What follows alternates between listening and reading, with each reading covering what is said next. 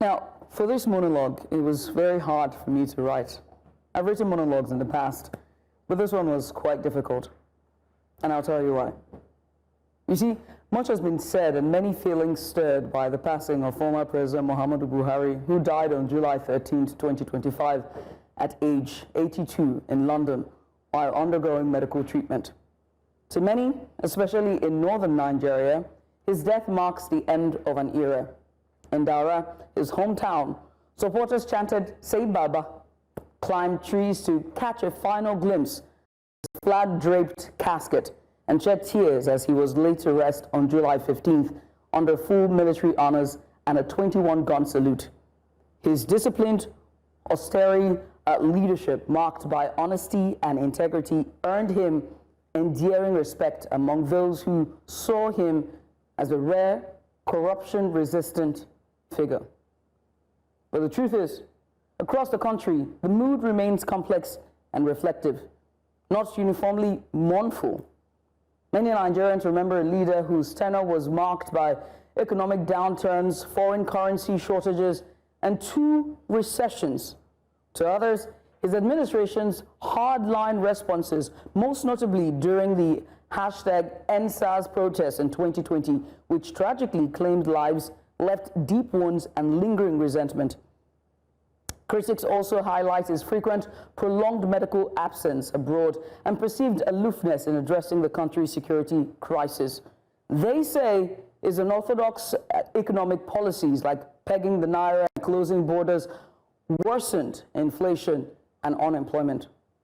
For many, the legacy of this man is incomplete. In fact, it's blurry. So now you see why it was hard to write this monologue. However, even his detractors concede that his historic achievement, toppling a sitting president in 2015 to become the first successful opposition leader, and at least posing a sustained challenge to corruption.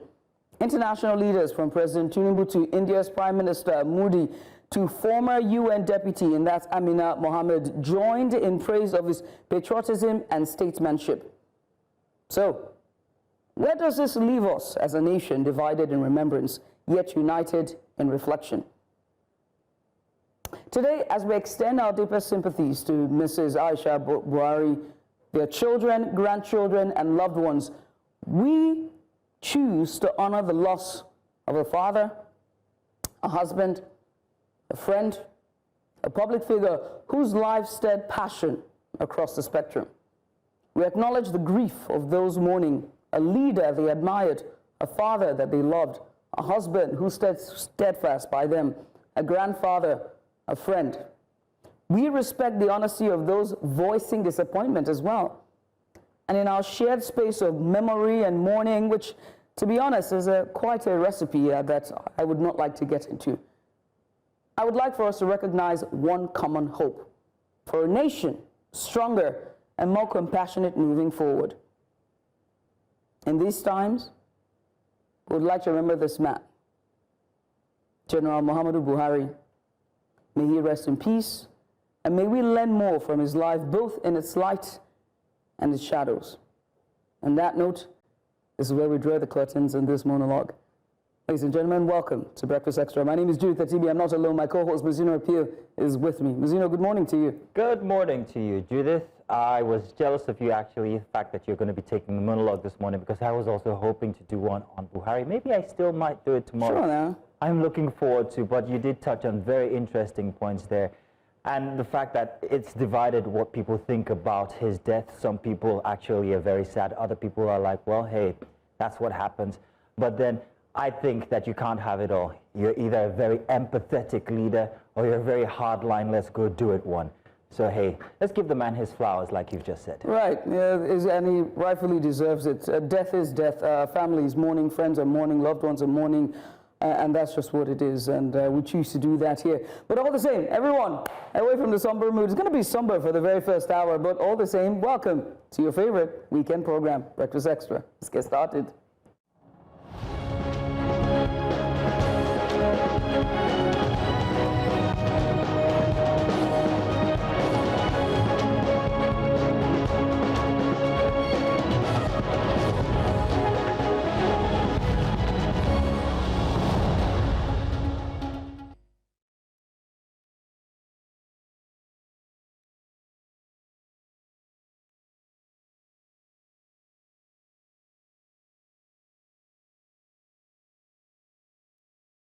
Good morning once again and welcome to your favorite weekend program. But Judith already said that. Well, it's Breakfast Extra. And we bring you the biggest stories, boldest conversations, and also the brilliant insights from across Nigeria and also the continent with our guests here. Now, here's what we've got lined up for you this morning. We begin in Plateau State, where heartbreak hangs heavy. 27 farmers were killed in yet another violent attack in Riyom, LGA. Our correspondent Chizoba Anionwe was at the scene and joins us with a special big report and a first-hand account of the governor's visit. Then we shift gears to reflect on a life of power and paradox. Former President Muhammadu Buhari has been laid to rest, and as tribute pour in, we examine the man, the president, and the legacy he leaves behind with our correspondent Jamil Mabai live from Katsina, and also interviews with Ikechukwu Amaechi and Dr. Bashir Kurfi. In Wellness Central, we're asking a question many over 40s have been thinking: why does everything start to ache? Yeah, I'm thinking about the parts of my body that ache right now. From bad backaches to creaky knees, Dr. Muftia Jakumba helps us unpack the pain of aging and how to move better, not just older. Well, we've got so much coming your way, so do stay tuned because it's going to be great conversation. And of course, let's remind you that we're going to be doing the front pages right now. So, Judith, let's get to the headlines on the front pages of the paper now, shall we? Oh, yes, indeed. Let's get started. By the way, congratulations to the Falcons. That was in my head. I was hoping you were going to do it. Congratulations to them. 5-0 to Zambia. We moved to the semi-final. That's a very big margin, by the way. I can't wait to talk to because she's going to be very, very excited. Oh, I'm so excited. I cannot even wait. 5-0. I'm sure we're going to come across that on the dailies as well. Yeah. Definitely. So let's get started, shall we? I'll give you the honors of starting, we're going to take our very first paper. Let's just pull up the dailies for this morning. The very first one that jumps at us here. We're going to take at least two major newspapers for Nigeria. We've got The Punch, we've got The Day, and we also have Daily Independent. Which one are we taking? Just go. Any. Go on, anyone. Let's start with The Guardian, because I know you're going to like this one, the one in front here. Lean yield for Straits dairy industry. Industries desire to meet high local demand. Now you can find that on pages 8 and 9 of The Guardian weekend. At the top there, fears as Ibadan-Ile-Ife road remains death trap despite repairs. Interesting. Yeah, Ikorodu Road is also one. Pause. Yeah. Do you drive on the Ikorodu Road at night? I drive across Lagos anytime, every time. Where are the street lamps? Well, I wouldn't know. Where are the headlamps? What is happening? Okay, the headlights are not there.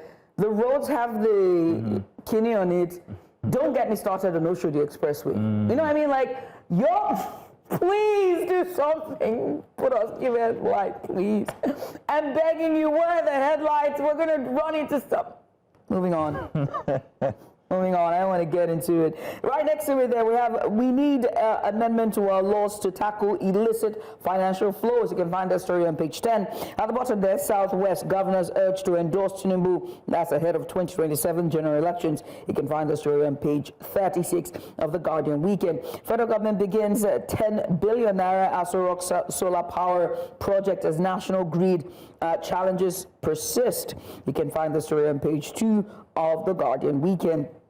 Alleged 29 billion naira fraud. Buhari's death scuttles ex-governor Nyako's bargain deal. You can find that story on page 3. And the presidential CNGI debunks pulling down list of approved conversion centers from its website.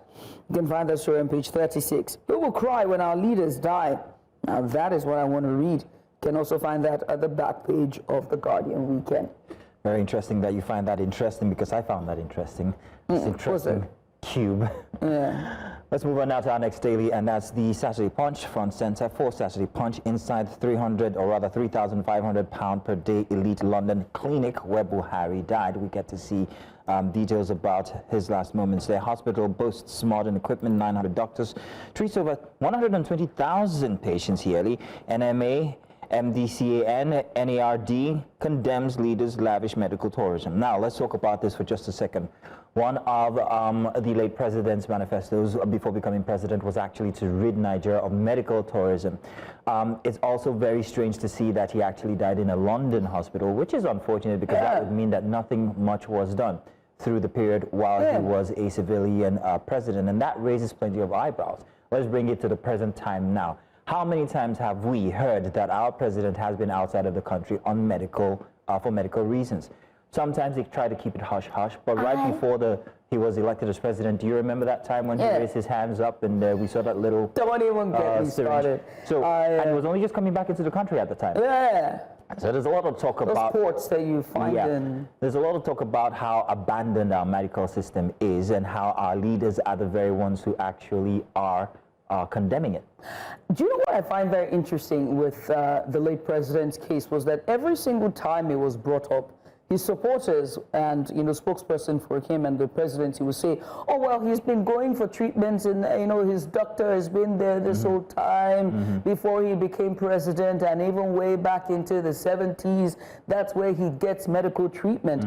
And so it's like, okay, well, you're president now. Can you not transfer your files here? Do you think that there are no specialists that can treat you, or they can get, guidance from those other doctors there? Why do you have to go there? I say, bring the doctors in. Exactly, and the truth of the matter is that at the time there was insecurity, there was a lot going on from all ends, and people would be like, well, he's always been going there. You people like to find problem when there's no problem. I'll take that back. Actually, you can't bring the doctors in because you need to be registered in Nigeria to practice medicine. Right, but you can oversee, right? You can send, transfer, the structures here exchange files, Guess how medical many treatment days files. the late president spent in hospitals outside of Nigeria? That's President Muhammadu Buhari. 230 days. That's more than any other president has ever spent outside the country on for medical reasons. Right. Now, we understand that, yes, it's not a time to actually pick it at. And those 230 days are just official numbers. Let's draw attention to the fact that this is what is happening and that this sector actually needs help before we see a case of Kenya. If you remember what happened last year, the youths, well, rather the doctors and nurses there, steal the Punch newspaper. Yeah. Sorry, we went off there. No, it's 150 billion naira presidential jet returns from South Africa after refurbishment. Congratulations.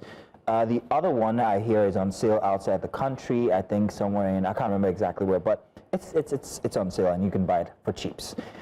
You can buy it, Judith. No. Online spell market where spiritualists prey on love seekers, that's becoming rampant. Emerging best among 7,000 candidates reward for My Resilience first-class law student, school graduate. And APC kicks at ADC accuses Tinubu of politicizing Buhari's death. Eco Atlantic land hits 2 billion naira per plot. I want to say something so bad, but I can't say it. I literally can't say it. I cannot say it. You know what I mean? So what I would just say is, well, good luck and patience to everybody involved in that Eco Atlantic. That's all I got to say. But have you been there lately? It's a beautiful place, actually. No, listen. Check my Instagram post. You'd find very nice pictures. It's barren, but it's beautiful.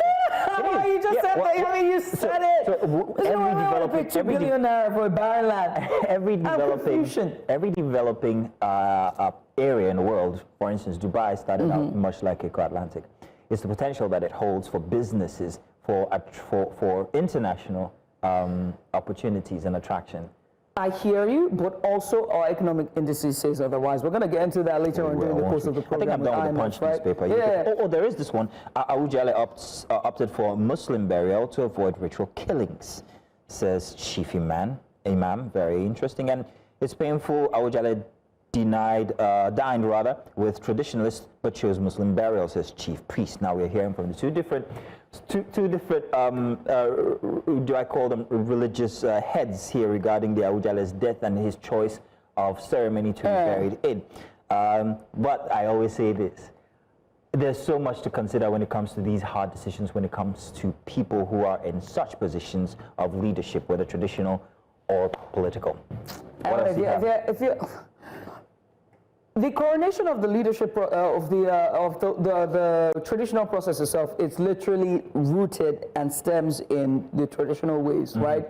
and that type of way, right? So it only makes common sense that you're buried in that custom, right? Wow. Which, because you follow a line of ancestors who have all carried that crown, right? So it just makes sense. So I would see why the traditionalists are against him being, querying that, because if we coronate you in our ways, you have taken it and you are the embodiment of what we know of our people, of our tradition. You literally are, because those leaders are the representation of the gods. Yeah, right? But are you also factoring in the fact that these traditional rituals also include death of other people that must accompany the... I'm not saying specifically for the Ojalis Bear, but most of these traditional ceremonies would mandate that somebody be killed to accompany the monarchs. Spirits somewhere. I find them very interesting. Yeah, of course.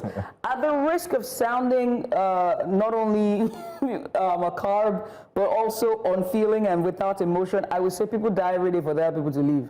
Your leaders are, wow, those who win elections. Wow. Those they're killing people to leave. This is what it is. So I don't know what you're talking about. Next paper.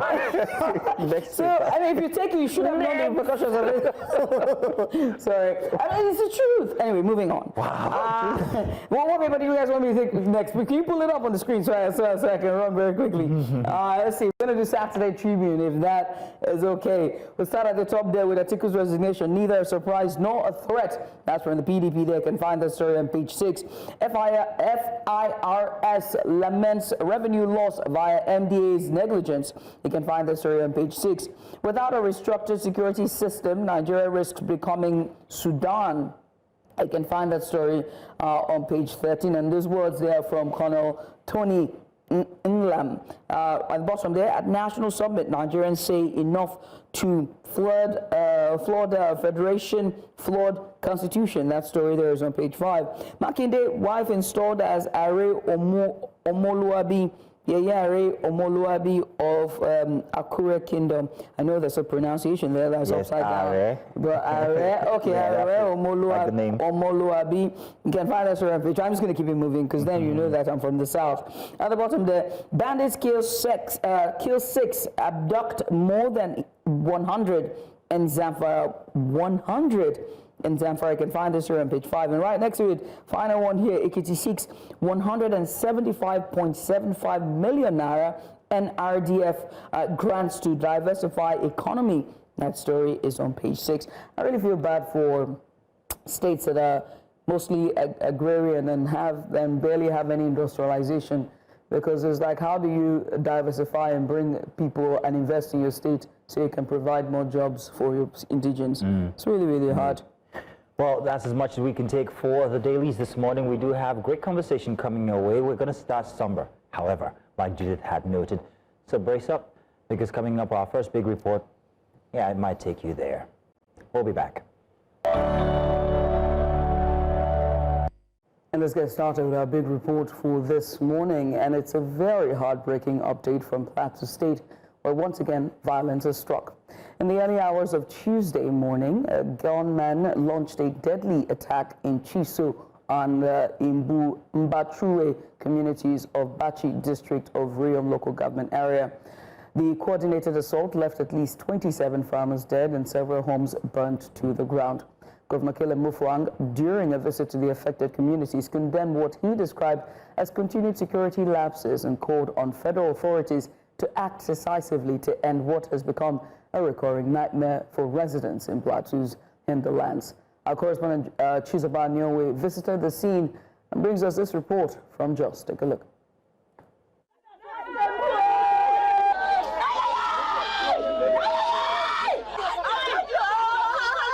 These are the scenes that welcomed one into the affected village of Jebu in Riyom local government area of Plateau State early Tuesday morning.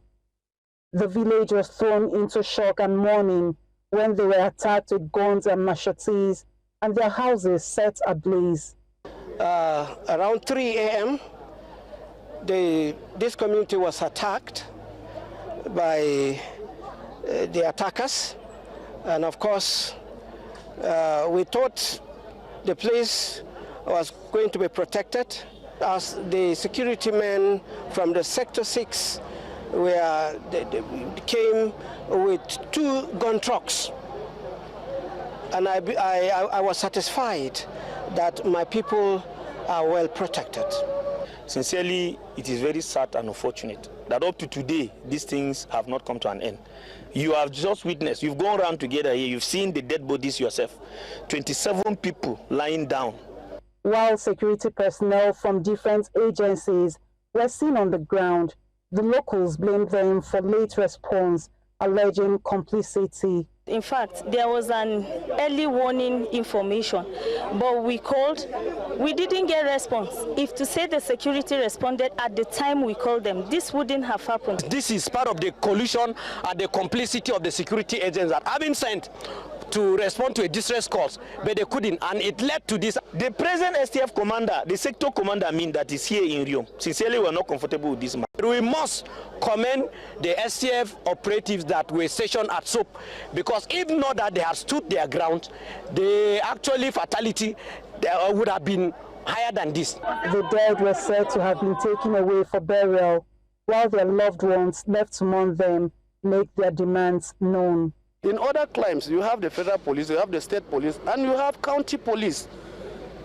Even universities in other crimes have their own police system.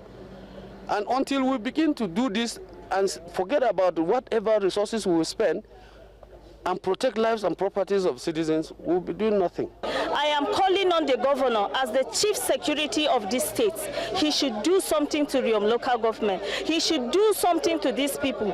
People are becoming homeless. People are becoming fatherless. People are becoming motherless. If these killings continue like this and government did not take any action on it, we will definitely tell the youth what to do.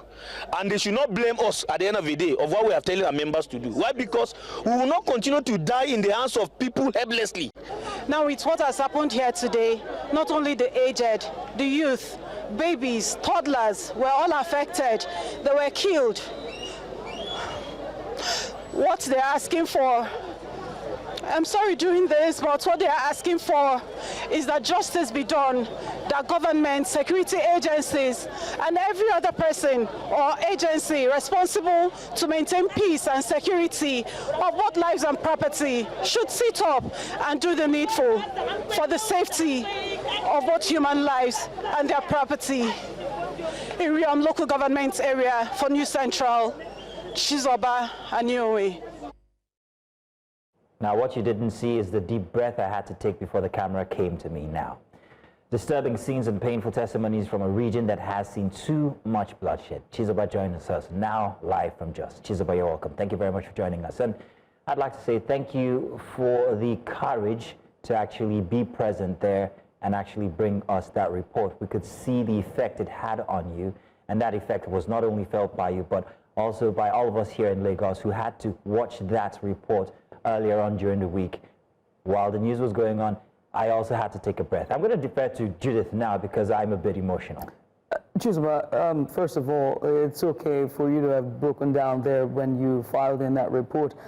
Now, you were in Riyom.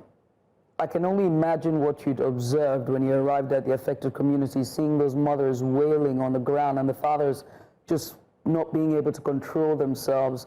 How are the residents coping in the aftermath of the attack? Let's start there. And what did you see? What was the air like when you stepped into that community? Oh, thanks, Judy. And once again, good morning. Just like everyone has been saying, it's been a very, very sad morning, not just for people in the local government area, but also for, human beings, wherever they are. The whole of Plateau is mourning. It's a sad one. Yeah, it's been happening over the years, But this one came with a different feeling. That's not the first of this kind of incident I have to cover for news reports, But what majorly broke my heart was seeing that lifeless 3-month-old baby lying on the bed like he or she was sleeping, and then the mother just beside him or her, and then the father by the other side. It's such a sight no one would pray to see. And then you're not talking about the other bodies that were still burning at the time we got there, charred. I mean, you can't even recognize whether it's a male or female, not to talk about knowing who the person was and all this. I mean, it wasn't a good sight to behold. But, well, they say time heals, and I so much believe in that statement, because right now I could smile. Yeah, not that I am happy about what happened, but I mean, I think I've had some relief stepping away from there, because that first day we were there, the second day the governor had to go visit them, to condole with them, and then speak to them, you know. So back to back, it's not been a funny one. But like I said, time heals, and thank God for time. So for now, they feel a bit better, if I should say that. They feel a bit better, because it's not the same way we saw them that first day, that we saw them the second and the third days that we went. You know, so it means they are picking up. It will be very gradual, yes, very slow. But the truth is, they are not where they were that Tuesday morning. Today is Saturday. Some days have gone by and they are picking up. But most importantly, there's calm in Jebu,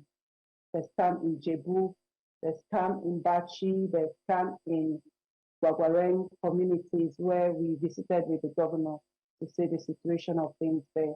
But mostly in Bindi, that is the main place that this incident happened, in a Riyom local government area. So the people are sad. They are not happy, of course. Who would be where a family of 5 was just cleaned up like that in the wake of the morning, a family of 3, the aged, babies. I mean, mothers, you could see them rolling on the floor. For them, they've lost everything. For them, they are losing hope in life.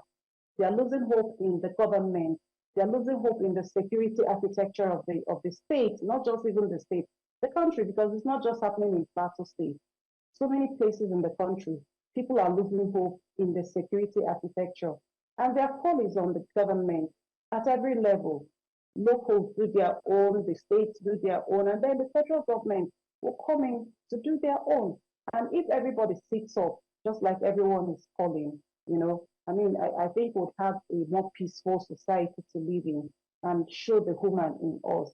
Because I don't see the gain of somebody that will just go strike, burn somebody alive, set the house ablaze, and if you run out, you're shot down, you're macheted, I mean, that's inhuman.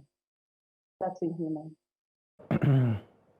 Chizoba, the level of despair can be seen from that report, also from your narration of what you experienced. I'm sure that everything didn't make it into the report. I'm sure there are very interesting bits that you couldn't put in. One of these interesting bits that I noted was Mr. Asemo, the youth leader, his comments there, and it was a bit worrying. I don't know how I felt about that, but he said, if we don't get answers from the government, we know what to tell the youth to do.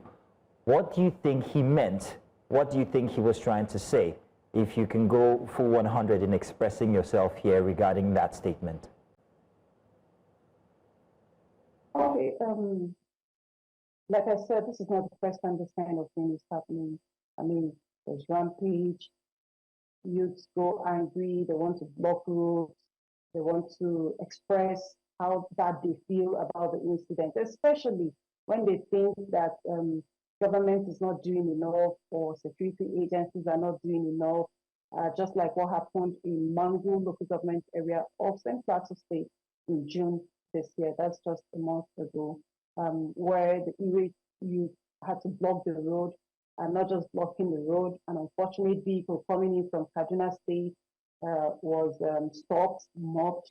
I mean, some people were killed. It made headlines, you know. And why? That mob action was because they were angry. And then they decided collectively to carry out this mob action to show the world that they are not happy.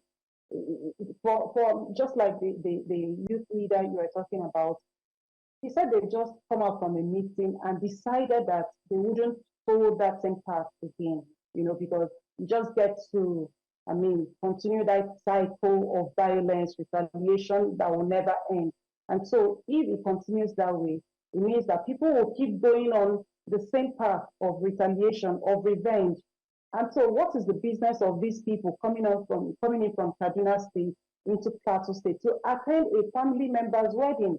And then you stop them, you kill them because of an attack on you. No one is saying the attack was good enough or was okay or you deserved that. No, but these people are strangers in your hometown. You should show some sign of care and love. They missed their road according to the story we heard. And so it was just for you to redirect them on the right route to take, not to kill them. Even when you saw babies in the vehicle, So the governor condemned it. The community members, leaders also condemned it. And also the security agencies condemned their act. So I think they learned from that.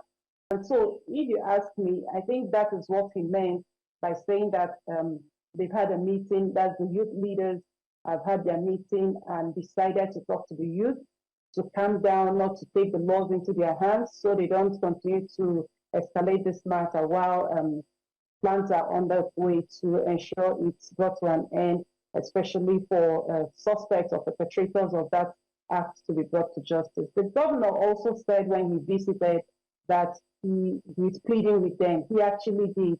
And going by physical looks and body language, he felt bad and he begged and pleaded with them not to take the laws into their hands. They should calm down. And he's going to convene a security meeting with the General Officer Commanding 3 Division and the Commander of Operation Safe Haven and of course the State Police Commissioner here and other security chiefs to find out what actually went wrong. Because according to these guys, Mazino, you will not understand. But I know you would just try to understand that these guys are just trying to stay away from taking these laws into their hands. So for them, they are calm for now. And from the look of things, they're not going to avenge this incident. Well, Chizoba, I have to ask you, right? Earlier you were saying that that the community, so far, you feel like it's now more calmer, that people are sort of picking up the pieces and going back to what they know. We also know that the governor has visited and have asked, and also titled, he really just described this attack as genocidal at this point and asked the security agencies to step in and do what they can to reinforce security. But I do have to ask you, is this peace going, or this normalcy going to last long? Would it be long-lasting? Because we know that the hinterlands in Plateau for far too long have continued to experience this sheer violence at this point. There are no words to describe it. With the governor stepping in and extolling all the agencies, security agencies, to do better, do you think that there will be normalcy return to Riyom community?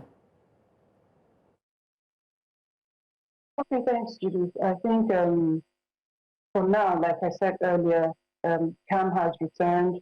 There are security agencies on the ground, personnel still combing the bushes according to pillars we got, and some details that they are not letting anything to chance because the governor has charged them, that she used that word, said that he needs to see suspects or arrests made to serve as deterrent to others.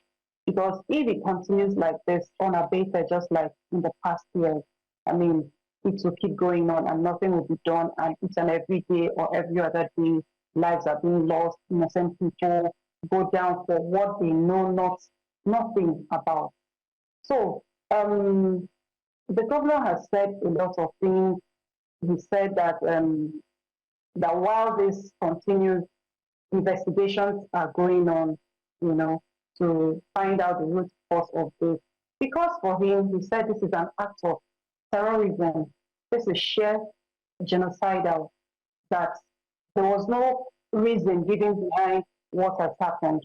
Just like in the past, sometimes you say that, okay, maybe a farmer was killed on his farm or a herdsman was killed while working with the cattle to graze, and then so there's something that it's usually held on to as the reason behind such attacks. But from this, there was none. So far, even up till now, as I speak with you, nothing has been appointed as the cause of this, as the reason behind this.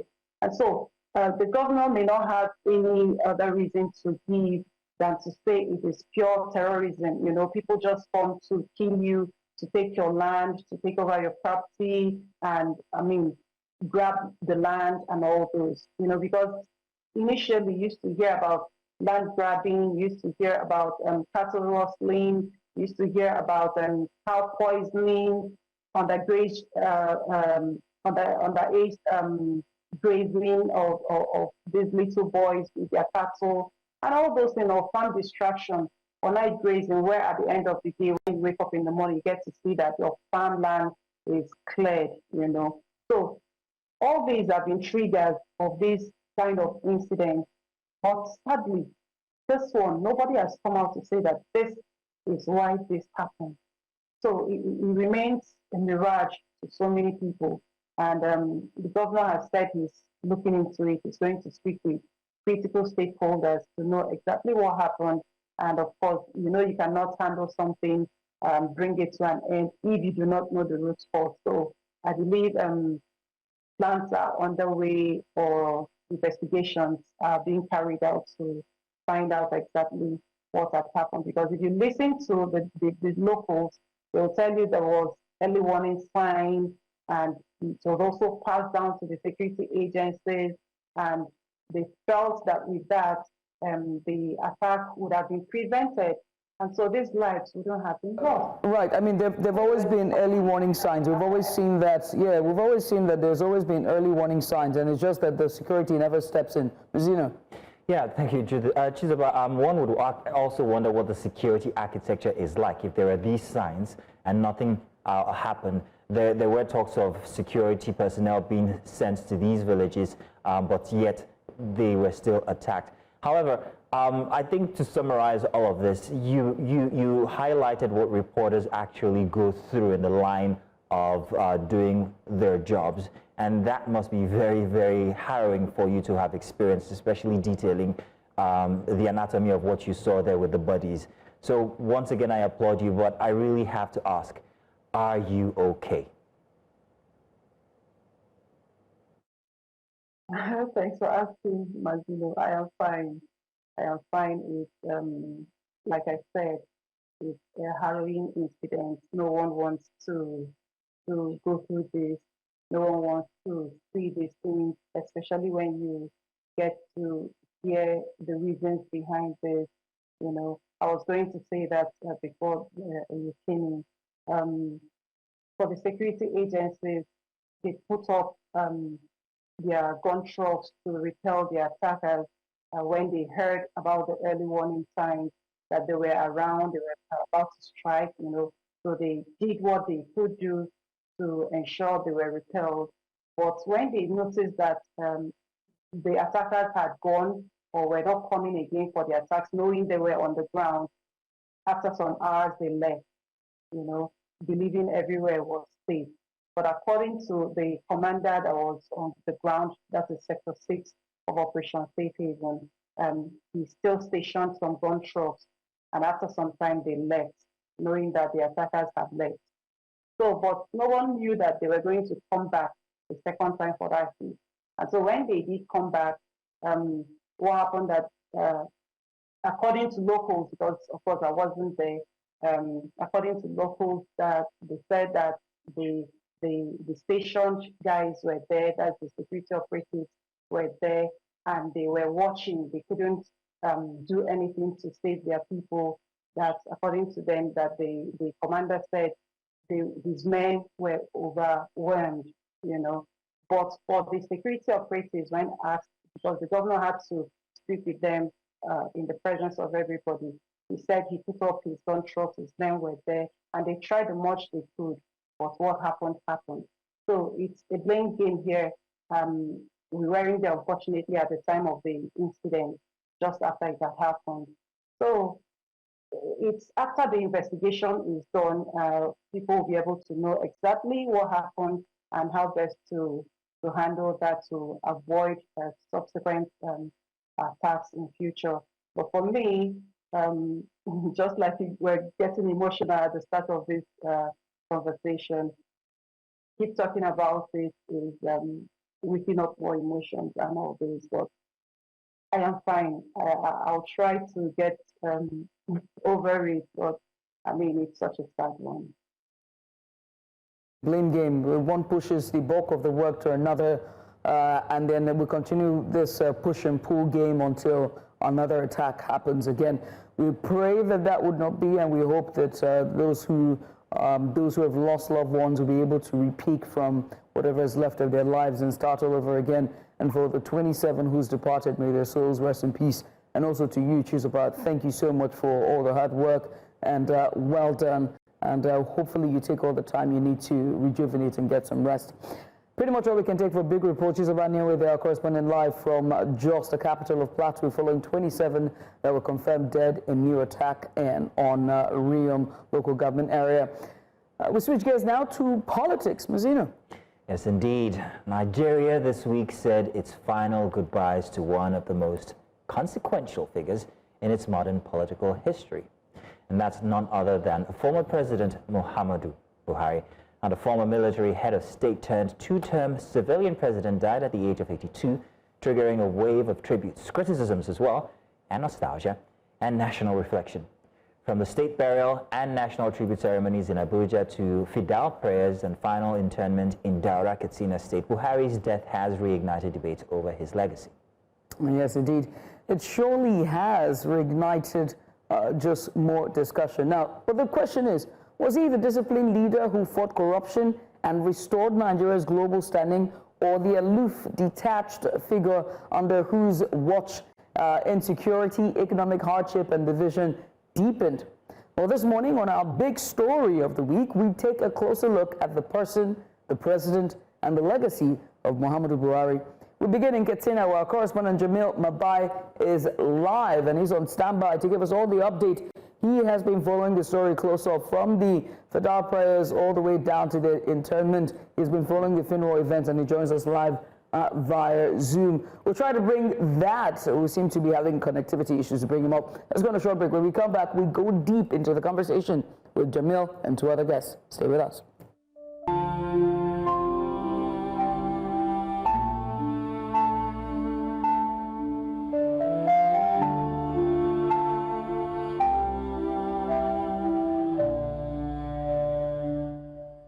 Let's take a moment to reflect once again about the time and life of former and late President Muhammadu Buhari. We begin in Katsina, where we have our correspondent Jamil Mabai. He followed the funeral events, and he joins us live now to deepen the conversation. We're also joined in studio by Ikechukwu Amaechi, editor-in-chief of The Niche, whose recent article titled Buhari and Nigeria's Crass Elite Class has sparked conversation about the political class and the man they revered. Also joining us is Dr. Bashir Kurfi, a respected economist, public affairs analyst, and one of President Buhari's longtime admirers. Now, first off, Jamil, let's come to you. You attended the fidal prayer, and you saw the local outpouring of emotions. How is Buhari being remembered, especially from that location where he was finally laid to rest?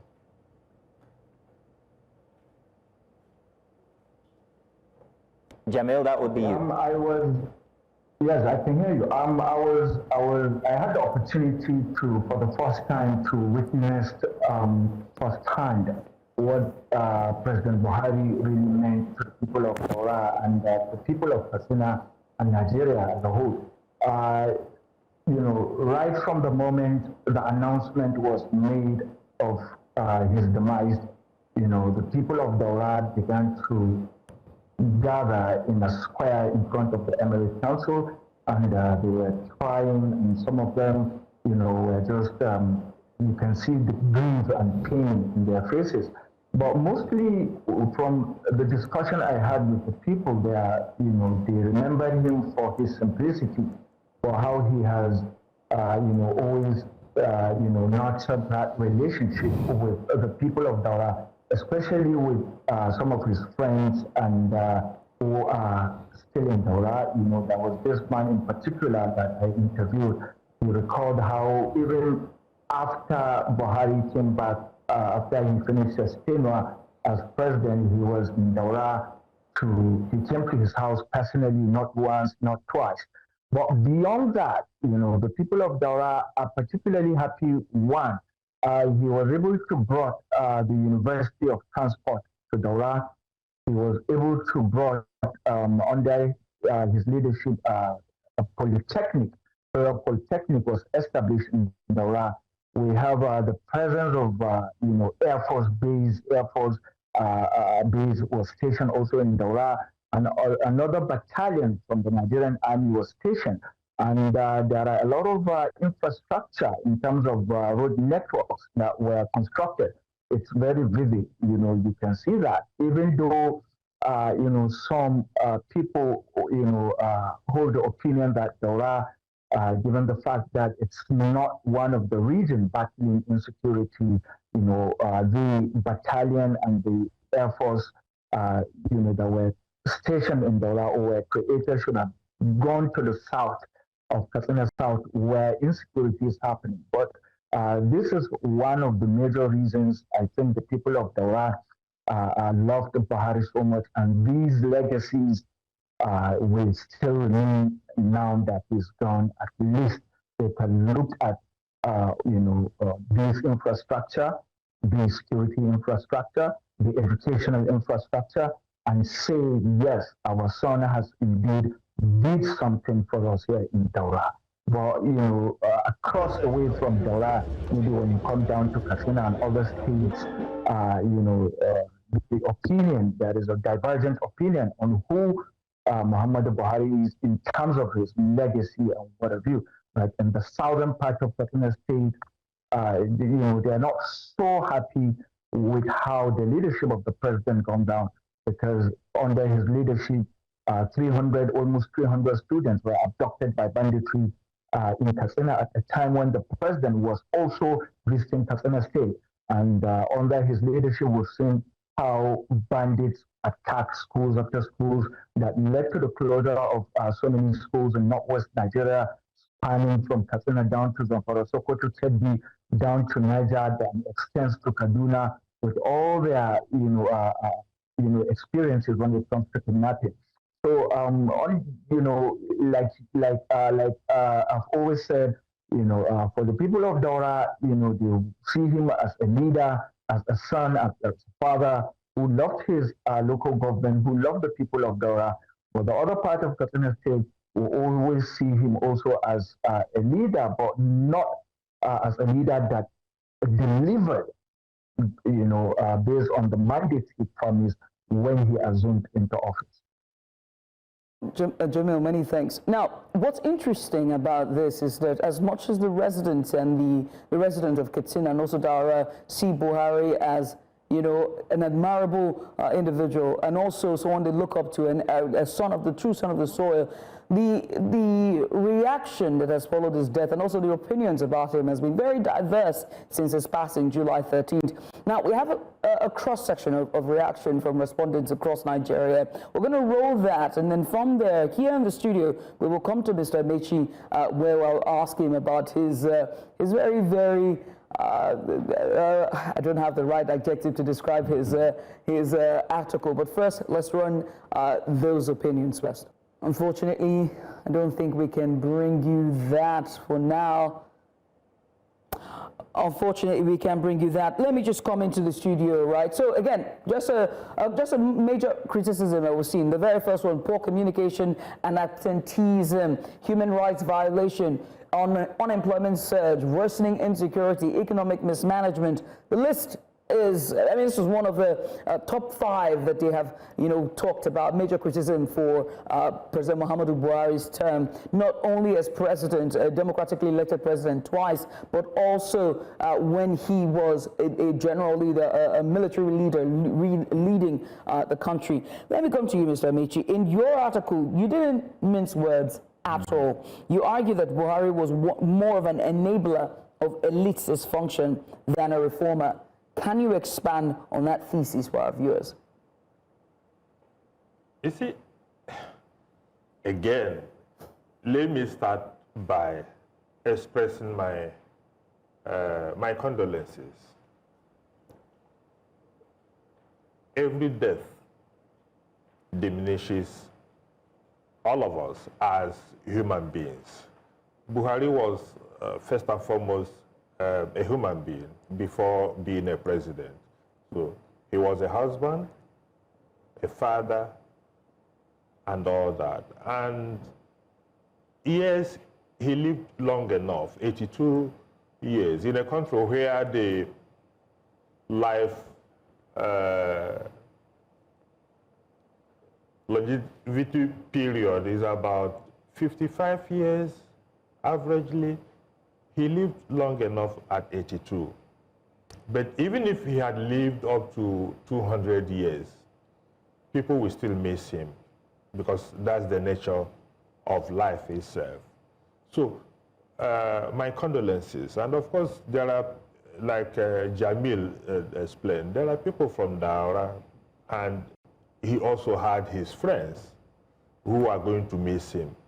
But that said, you know, when I read some of the tributes that are being paid every day, particularly by Nigerian politicians, Buhari loved Nigeria deeply. Buhari was the best thing that happened to Nigeria. I asked myself, are they really talking about former President Muhammadu Buhari or anyone else? And if the dead could see and hear what we say, I'm sure Buhari will be pitching himself wherever he is now and asking, are these people really talking about me? Because, look, we say don't talk ill of the dead. But I think part of talking ill of the dead is to lie against the dead. And when you say something that somebody was not, I think that amounts to lying. Some of the tributes that have been paid to former President Muhammadu Buhari, late, of blessed memory now, they are sheer lies. So you think that the encomiums that was poured on him during the extended FAC meeting that had all the Federal Executive Council, both the leadership of the House of Representatives and the Senate and all the ministers and governors in attendance, every single person who paid tribute to him lied? How could they be pouring all those encomiums on the man? Don't forget, Nigeria became independent 65 years ago. By October 1st, it will be 65 years. October 1st, 1960. So this will be 65 years of our independence. Out of those 65 years, Muhammadu Buhari ruled or governed this country, if you like, for 9 years and 8 months. He was military head of state for 20 months and was a civilian president for 8 years. The 20 months, a year and 8 months. So 9 years and 8 months, only one man. The only other person that has broken that record is former President Olusegun Obasanjo.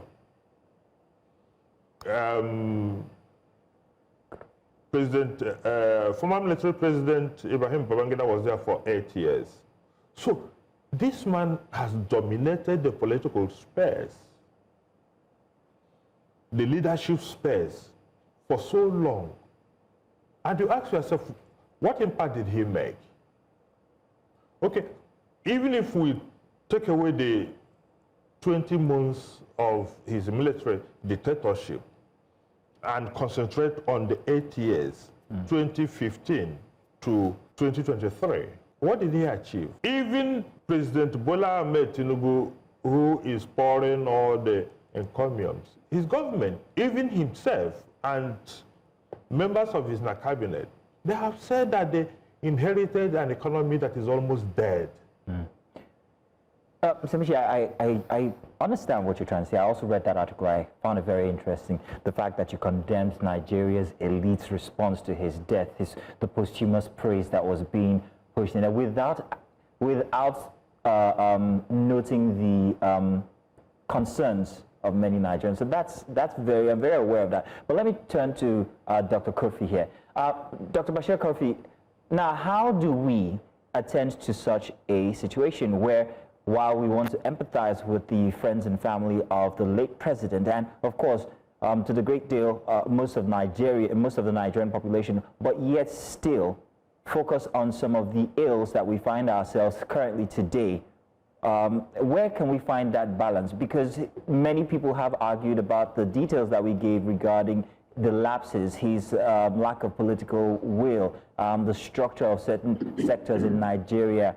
How do we balance this? Well, thank you very much for having me.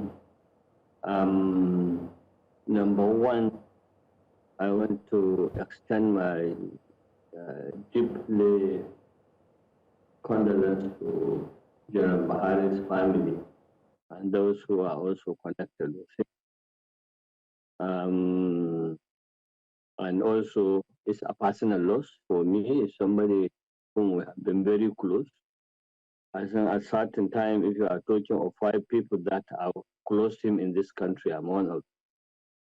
And I'm not a mere admirer of General Buhari. In fact, in the Buhari movement, I was the director of research documenting. And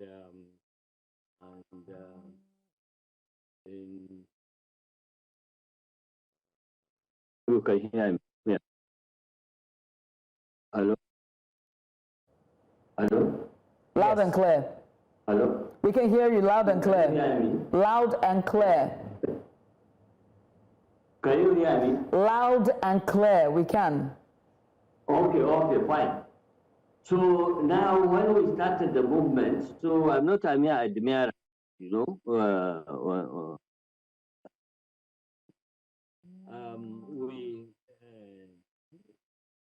I am one of the people who was involved in various meetings, even in terms of this alliance which we have with Tinubu. So, but the issue is, we made Buhari into a political fraud that becomes sellable with the Nigerian state. But the issue now, what I found in Nigerian situation, very ridiculous. You know, this economy, this discussion that he has integrated, I don't think that is the issue. The issue, Nigerian people elected him into office for certain purposes, that he will address the issue of the Nigerian crisis and the contradiction of the Nigerian economic system and the overall dependency on the international capital. So it should be on that basis that you evaluate a political leader, not his personality or his ability. You are voted into the Nigerian presidency to do certain things, and we have political agenda, you have manifesto of your party. So the issue people should weigh what happened to the manifesto of the party, what were his plan, what were campaign promises. And in the campaign promises that we did to the people at that time was that economy, security, and economic prosperity. Now, when you look at these things, you weigh them. As an academic, I have been in Ahmadu Bello University as a lecturer for 40 years. And my area of specialization is international business and finance. So I understand economics in its original Hebrew. The fact of the matter, if you take the starting point, because when people are investing in your country, the first thing they will look at is the security of their investment and also the easiness of return of their investments in their country. But basically, during the period of Buhari, the security system in Nigeria totally collapsed. He was, as your reporter said, he was in Daura, in his own village in Katsina State. I'm from Katsina State. I was also in Katsina State when this secondary school kids, about 300 of them were kidnapped. And those kids, they stayed for months. They were only rescued when ransom was paid, as it was alleged.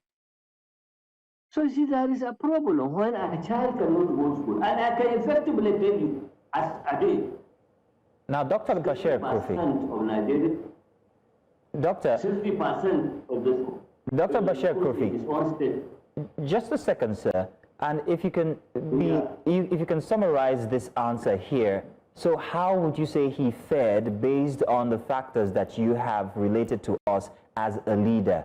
Do you say he fared good or bad? This is very clear. There was, as a teacher, I know, there is massive unemployment. There is no security. You know, the Naira have crashed. And there is no certainty and frustration in the face of Nigerians. Hunger is all over the country. So how do you say that he succeeded or whatever? Situation, sir. I can tell you, to my own assessment, yes, in the world history, I have never seen a president that destroyed his country for 8 years, like Buhari. All right, sir. Thank you. Mabai, I'm going to come to you first, but I'm just going to quote you, paraphrase you earlier about how the divide we're seeing in the passing of the reaction, the mixed reaction we're seeing in the passing of President Muhammadu Buhari is not just in the southeast or southwest, but also in the north as well. And it seems that the north is also displeased at the end. But he garnered 12 million votes, and out of that 12 million, about 8.5 of that was from the north. 3.5 of that was from the southwest. And somehow he campaigned on the anti-corruption as platform. While some supporters have said that he was steadfast and he had austere measures and he was not flamboyant, corruption still persisted. And that 8.5 votes have now, those 8.5 voters in that number have been displeasured by his 8 years and said he didn't do enough for the North and he impoverished the North. Mabai, why do you think that argument is true, that out of the 8.5 million who voted for him, he impoverished the North? How you've been in Katsina 8 years, you saw it firsthand.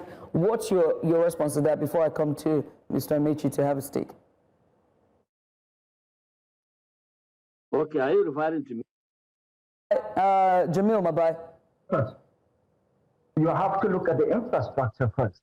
Let me give you, for instance, when you look at the Abuja-Kano expressway, that was started under the administration of President Buhari, is yet to see the light of the day. In Katsina, when you look at the Chirini wind energy mill, that was that every year in, year out, the Buhari government budgeted for its completion. It's still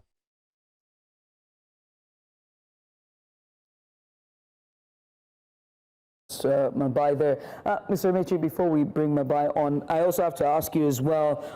You said that, I'm trying to quote you here, that you think that Buhari's legacy is a long arc of Nigerian political space, that people are pointing to his integrity and austere lifestyle as virtues, but in your assessment, you said that it's a contrast to his actual governance outcomes. In what way? It is simple. Like Dr. Kurfi said, look, when APC came into office in 2015, the party had a manifesto, which even President Muhammadu Buhari then distilled into 3 main specific issues. He said he was going to fight corruption. He said he was going to grow the economy, and he said he was going to fight insecurity. If we leave every other thing and assess him based on the things he told us he was going to do, which one of them do you think he excelled in? Like I was saying before, the economy is just dead, literally. President Muhammadu has said that several times. Now, in terms of fighting corruption, how can you say, or how can anybody in good conscience say that the government of Muhammadu Buhari fought corruption? Yes, people say as a person he's incorruptible, maybe, but what kind of man is so much upright, but every other person around you had question marks on their distance? Don't forget, look at all the revelations coming out of NNPC now. Look at the issue of the central bank. Don't also forget that Muhammadu Buhari was Minister of Petroleum for 8 years. So Mele Kyari and all those people who mismanaged were answerable to him. We answerable to him. We spent $18 billion, for crying out loud, fixing moribund refineries. The Senate said the other day that they are probing over 200 trillion naira that went down the drain that could not be accounted for by any NPC under this man's watch. The only thing that is making this not as big as it is because Muhammadu Buhari was succeeded by Obele Tinubu, who is a member of the APC. If any other person on any other party or any other party had succeeded Buhari like they did in 2015, his flaws would have been evident. we'll most likely not see a state's burial like this. Let's look at another lack of reform that many people argue during his tenure as president. Let's talk about healthcare. He died in a London hospital. His record is that he spent over 230 days outside of Nigeria on for medical reasons. He also came in as president under the basis that he was going to reform the Nigerian healthcare system. That didn't happen. However, you also in your article highlighted the lack of reform in this sector, but given the weak institutions that he inherited as a president from the past administration before him, was there any room for real transformation? Was it an 8-year task for him to absolutely reform healthcare in Nigeria? Look, I feel sad when people cut Buhari some slacks, particularly in the issue of healthcare delivery. You're asking me if a man who was in office for 8 years could have carried out some significant reforms in the healthcare. Look, enlightened self-interest should have told Buhari, who had pre-existing health conditions before he came into office, that even if the only thing he succeeded in doing was to build a world-class medical facility where he could be attended to. I read somebody sent me a post on WhatsApp the other day, which, if you ask me, was a joke, but it made a whole lot of sense. A Nigerian was telling a colleague of his in London that our president died in a London hospital 3 days ago, and the white man asked him, was he on exile? And the man said no. He said, and why did he die here? He said that is where he could get good medical treatment. And the man looked at him and said, it then means your colleges, your universities are better than your hospitals. And the Nigerian asked him, how do you mean? He said, because all the medical doctors here are Nigerians. Most of them trained back home in Nigeria. So how come? Look, the irony of this whole nonsense is that when these guys travel abroad, they are treated by Nigerians. They get so the problem is not the lack of expertise or the lack of manpower. The problem is that the leaders have refused to invest. Mr. Amaechi, just a second. I'm sure Judith has a question for Bashir.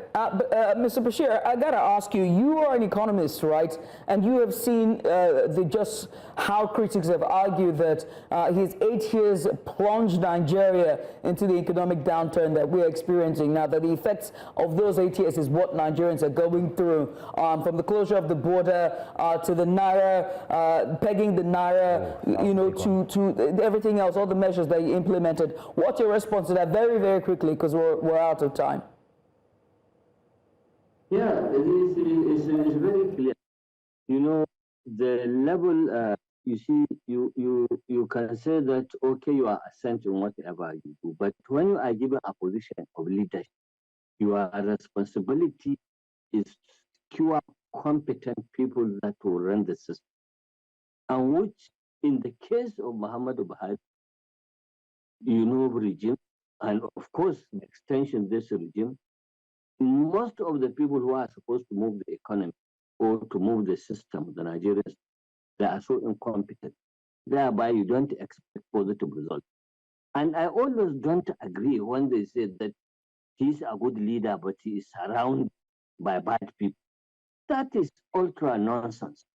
As a leader, is your capacity to assemble a quality team to achieve organizational goals.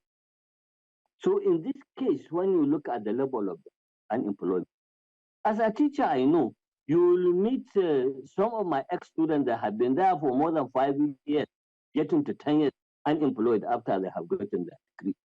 And it has never happened in the history of Nigeria, not until during his regime, that employment offers were sold in the open market.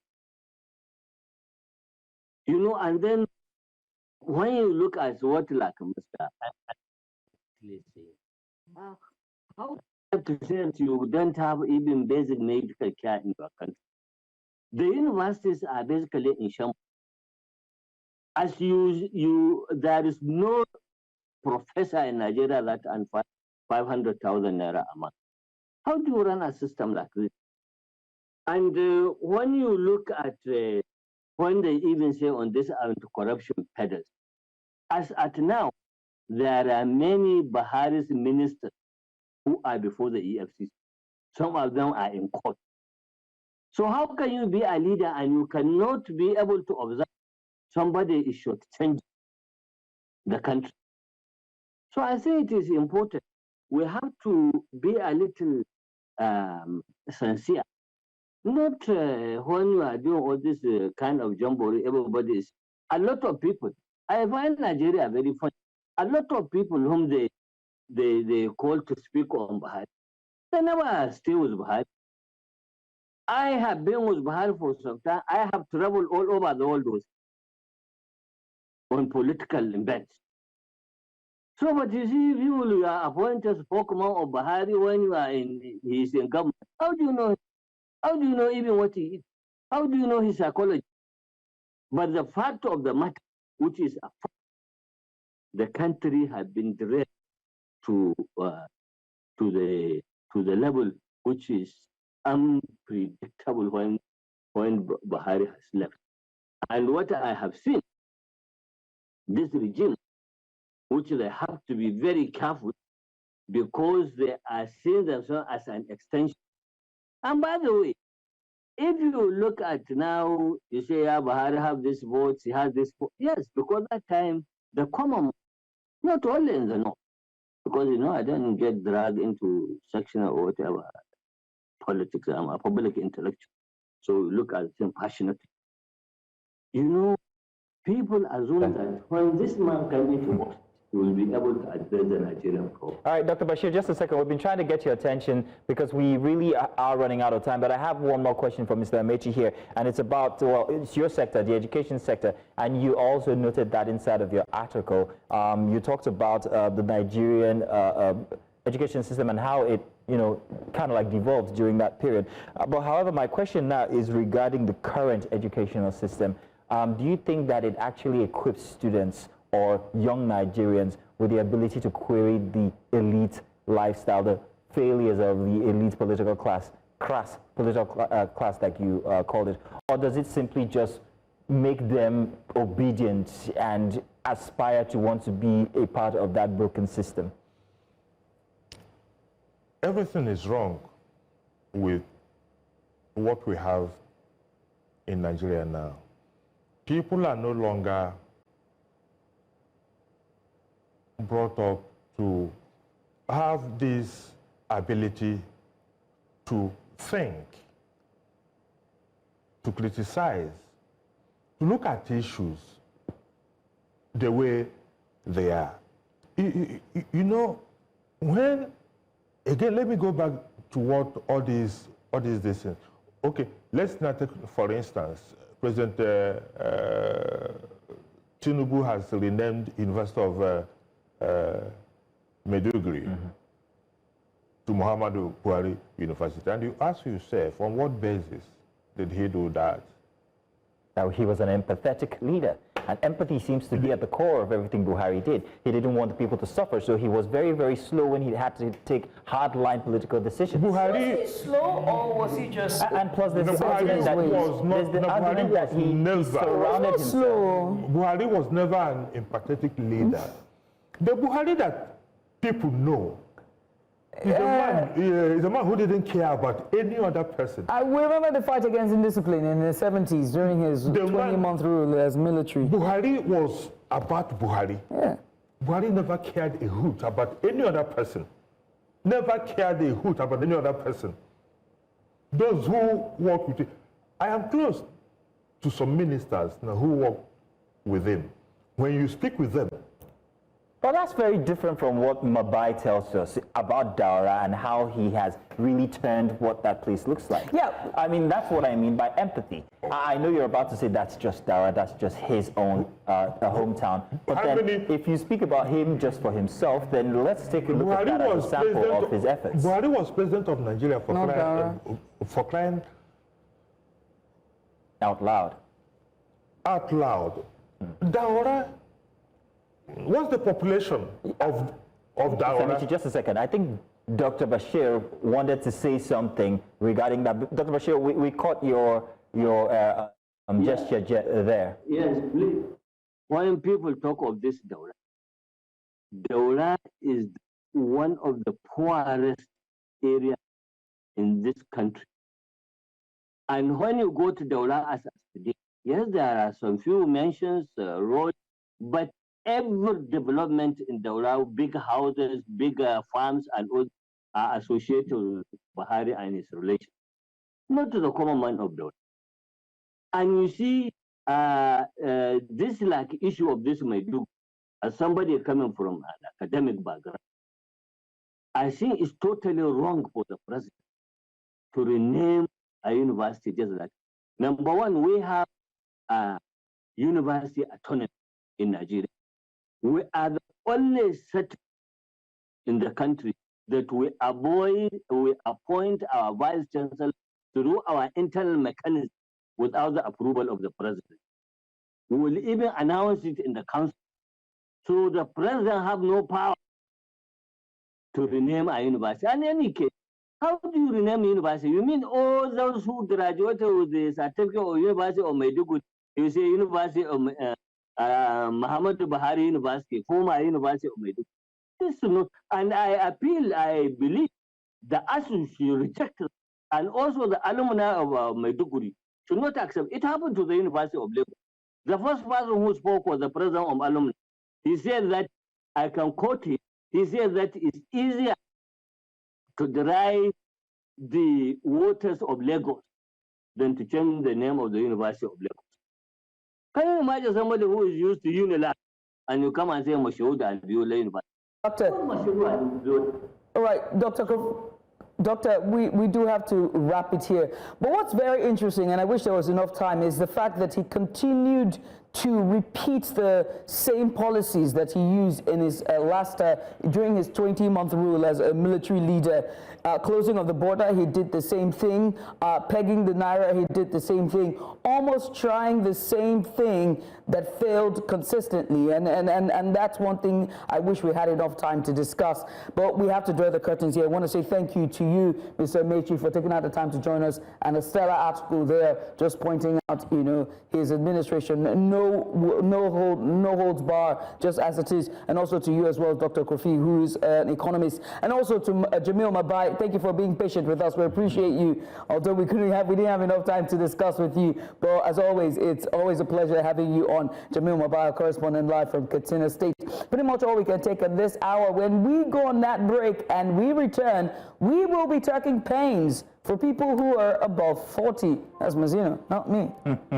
After the break. You will be blessed with it. I'll be blessed with pain. I rebuke it to the mighty name of Jesus. Let's talk about it.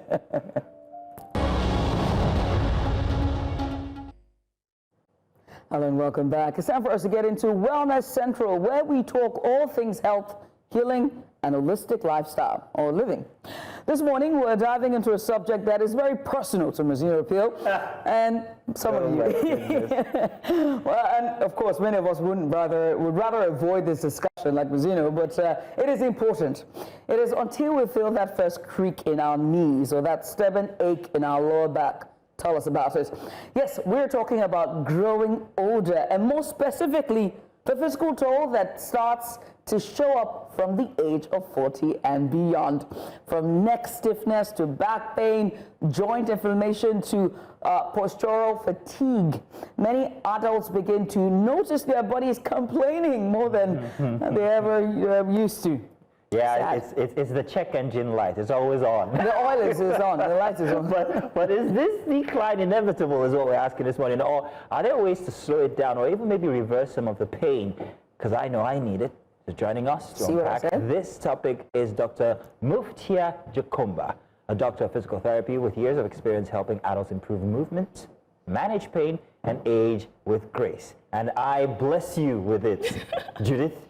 Because I think age is a blessing we should all be blessed with. Dust it up. And it comes with the pain. You want it. You want it. Not the pain. The age, The aging part. Gracefully. Don't put me up in your pain. Exactly. That's what I'm here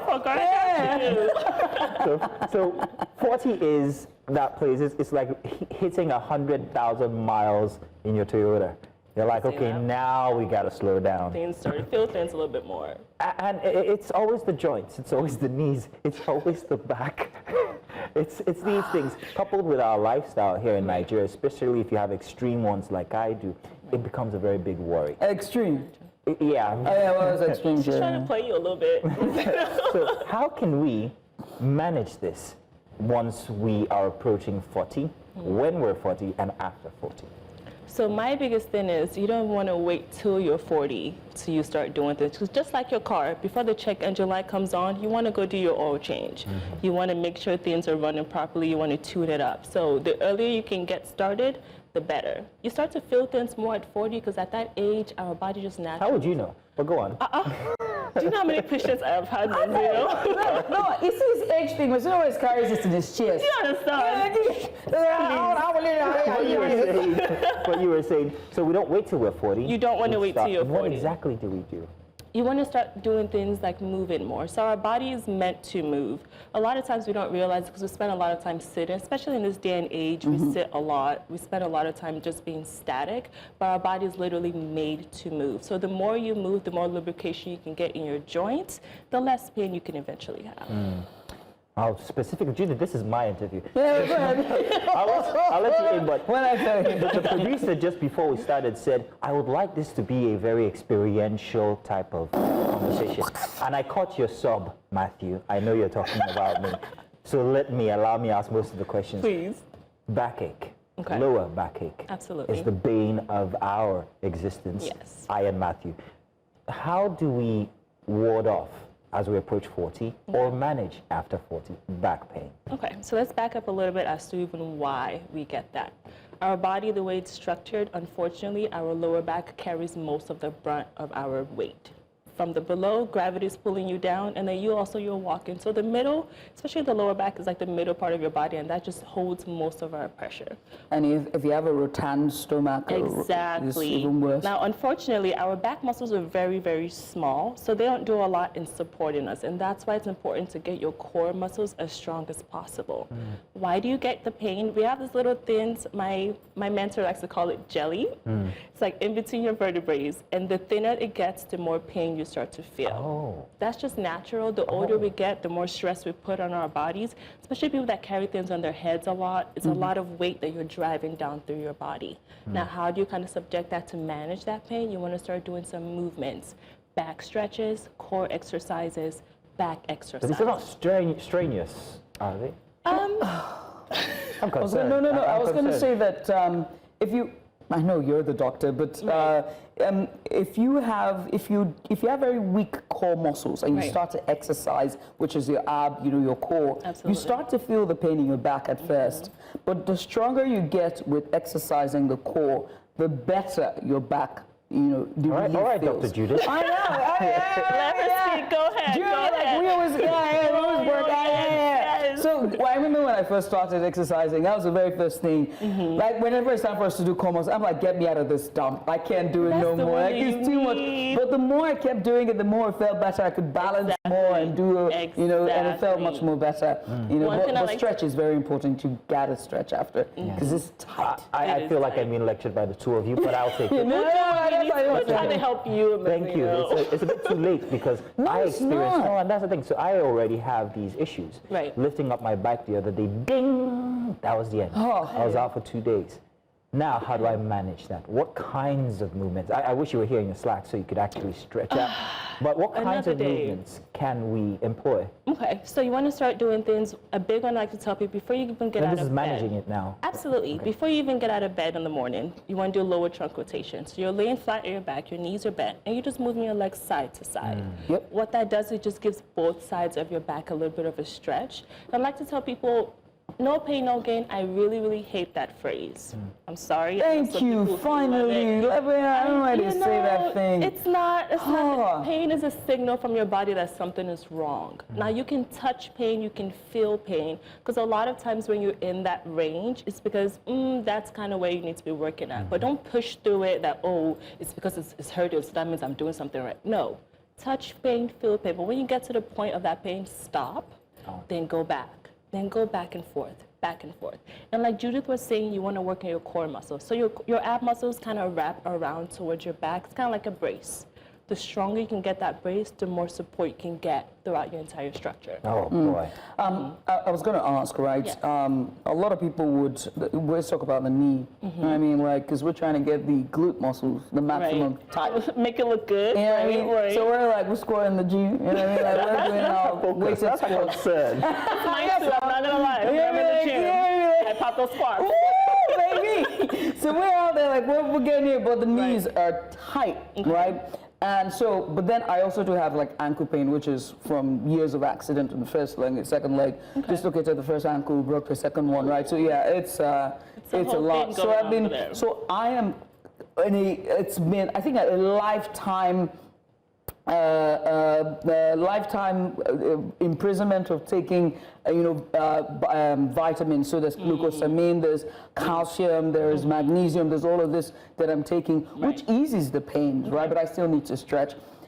And myself and my producer, Matthew, was having that argument about whether or not you should be taking more vitamins, like calcium and everything. And it was like, oh, that, you know, multivitamin industries, they're scammers, they're just money-making ventures, that they don't really work until he was told otherwise. Just want you to like sound the alarm about how it's important, you know, to sort of take vitamins, but most importantly, vitamins that aid in bone health. Right. So the vitamins, it's kind of like a thing, the older we get, our body stops producing things the way it really should. So that's why you want to start taking additional supplements to help you aid that. Now, in terms of bone health, I personally, I don't like medicine.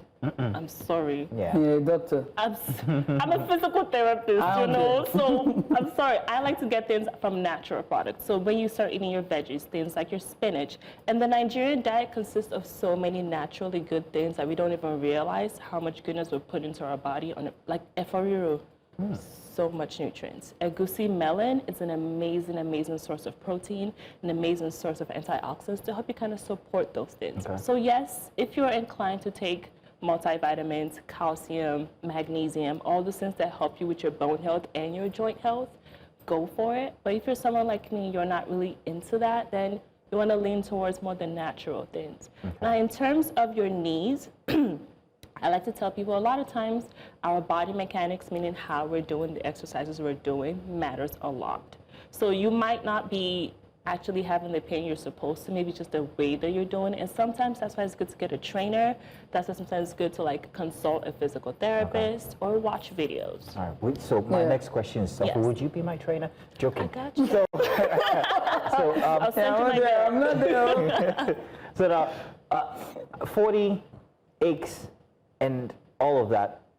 I'm wondering, I've lost my train of thought here. Do you want me to jump in? Please jump in. Since you can still do the jumping. I love it. I really do.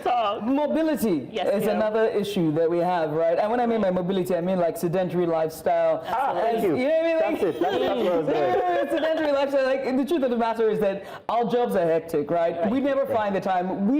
People see us behind the screen. Let me help you there. We've been sat on this chair for an hour and 42 minutes. We haven't moved at all. Yeah. So when you factor that in, I think you're trying to say, and then also besides just being on screen, there's also the other part where you're sitting down doing the production work as well. And then there are people who have day jobs where they have to sit at 8 hours at their job. Those who are drivers who have to drive, you know, the ride-hailing apps or the just sitting down there. And the older you get, the more the hustle becomes tighter. Absolutely. So there is not enough time to be mobile in terms of like walking, stretching. By the time you're home, you just want to, you know, slop down like a huge, you know, chunk of everybody and just go to bed. So how then can you find time to be mobile, that mobility that we need? Yeah. So I do this thing called the Pomodoro technique. I didn't come up with it. It exists. Pomodoro. Yes, Pomodoro.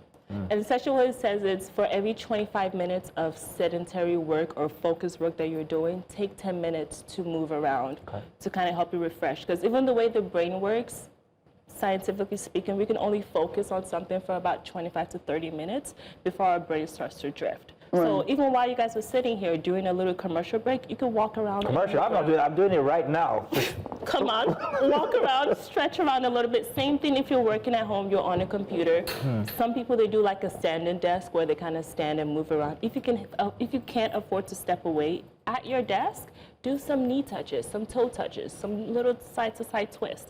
I do this thing where they're called move with Mufti exercises, and they're about 2 to 3 minute worth of exercise stretches that you can literally do anywhere. If you're in a car, you're on a bus, you're sitting sedentary. It's just movements you can do while you're sitting, while you can kind of stand. If you have just like a little minimal amount of space, and that's how you incorporate it into your life. I feel like people think mobility of, oh, I have to set out this hour section of my life. To exercise and like go for walks. 10K steps, my mom go work, you know. I have to walk my dog, you know. Find ways to incorporate into your daily life. Let me incorporate something else into this that involves your world of travel, because I know you travel a lot. Coming from off of Judith's question about our sedentary lifestyle here in Nigeria and the jobs that we do and how the hustle limits our mobility. You've been to different cultures. Of these cultures, which would you say is the best culture that suits people who are approaching 40, in their 40s and after 40s when it comes to their physical health? Swedes. Yeah, they're Europeans. They walk around a lot. Swedes. They walk around a lot. Americans, Oh, Wanda. I'm sorry, but yeah, I'm not gonna touch on it. But people in Europe, because of the way their life is set up, they go on trains a lot. They're moving around a lot. So that's why a lot of Europeans, like aesthetically as well, they look better. They approach because they just move around a lot better. Nigerians, we also do a little bit well. Yeah, but it's just, so that's where I'm going because our lives, Judith, we're hustling. Yeah, we're out there from CMS to Obele to we're jumping buses, but still we have these issues, and then people in these cultures, like the one you've just given a sample, don't. So what are we doing different? I think our thing is we're not being intentional, right? Because let's say I have to go and catch a bus somewhere now. If I'm not really in a rush, I'm not going to be walking actively. The sun is hot. Also, people will be catcalling you as they're walking. Have you looked at yourself? You know what I mean? I couldn't tell you. Fine girl. Madam, fine girl, mama. We're still discussing physical therapy, just so you remember. Walk on the road. I don't know, the town planning is not, I don't know. And if we go to all the European cities, the streets are lined, the pavements are lined with, trees, and they're designed in a way where it suits the environment. When it's summer, there are trees is shady. When it's, when it's winter, the grounds are heated up, there's steam. So there's all of that, but we don't have that here. So very unfortunate, but it's a matter of you're going to use what you have. Umbrella. You can change Nigeria. I used to wear umbrella. If that's what you need to shade yourself, then do that. If it's maybe you go out a little bit later in the evening, if you don't have somewhere that you need to be, then do that. Of course, you want to be safe, because I also understand there are the aspects of safety, but the more you can kind of move around, the more you can find ways to incorporate this into your life and just find what works for you is essentially where you want to be. I got to ask you a question, Ms. Zino, forgive me. I got an issue, baby. I don't know if it's because of the junk. We can't hear you. We can't hear you. I had an issue. I don't know if it's because of the junk in the trunk. You know what I mean? But if I stand for too long, my back is out. That's everyone. Finally, It's that same pressure I just told you about. You're standing, the pressure coming up, gravity is pulling you down. It has nothing to do with the weight of the junk. The weight also applies to it, because I'm sure, that's right. because when you're carrying more, your body has to, but then that's when, unfortunately, you have to do the exercises more. You have to strengthen your muscles more so they can support all the junk that you're having. Thank you. I got you. That was very affirming.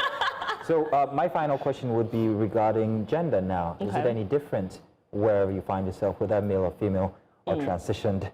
Is it any different, these aches that we feel, especially backaches and knee aches? And what are the contributing factors to why it's different?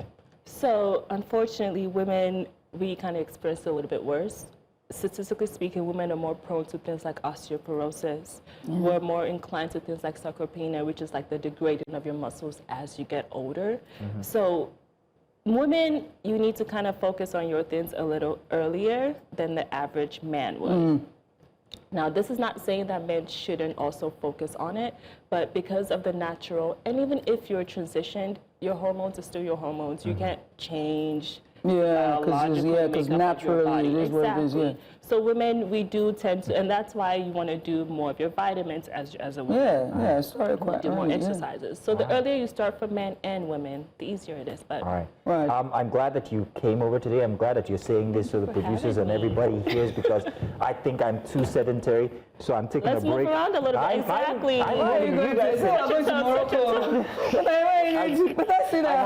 Touch your toes. Not right now. Not right now. Do some scoops. No, that would be very, very risky.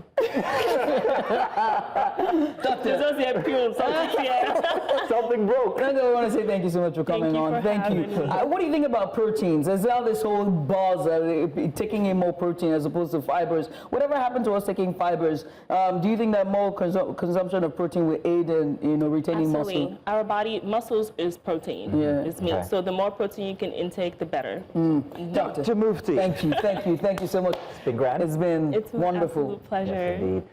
So if you're out there approaching or at or after 40, especially if you're female, maybe you should start earlier than the rest of us who have to call my name, call my name. We found ourselves there. If you have a thing with gravity, you should take the doctor's advice. Thank you very much, Mufti. Do stay tuned, because as Judith said, let's go to Morocco. Oh, yes, indeed. It's time for us to bring you our special WAFCON update on right here on Weekend Breakfast, on your Weekend Breakfast Extra show. And it's been a game, it has been, for the Super Falcons of Nigeria, delivering a masterclass performance as they thrashed Zambia. From Morocco is News Central sports correspondent Onyechi Obara. Onyechi is here with us right now. Onyechi, how excited are you? Are you as excited as we are for the win 5-0, which was murder? Murder. It was blood. They were sweeping out blood. They were mopping blood. Tell us what it was like there in Morocco after the win. All right, thank you so much, Judith. Thank you so much, Maxino. Blood spilling everywhere in Ladubizuli Stadium in Casablanca there.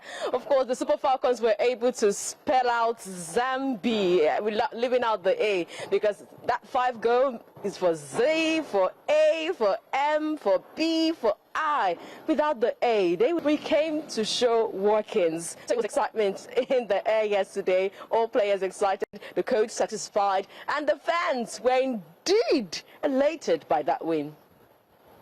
All right. I have to ask you, Onyechi, right? That performance was stellar. 5 goals. At this time, one has to ask, how are they prepping ahead of semi-finals? What is the mood like in the camp? Were you able to talk to the coach and the technical team as well? What are they going to do different for the semi-finals? 6 goals.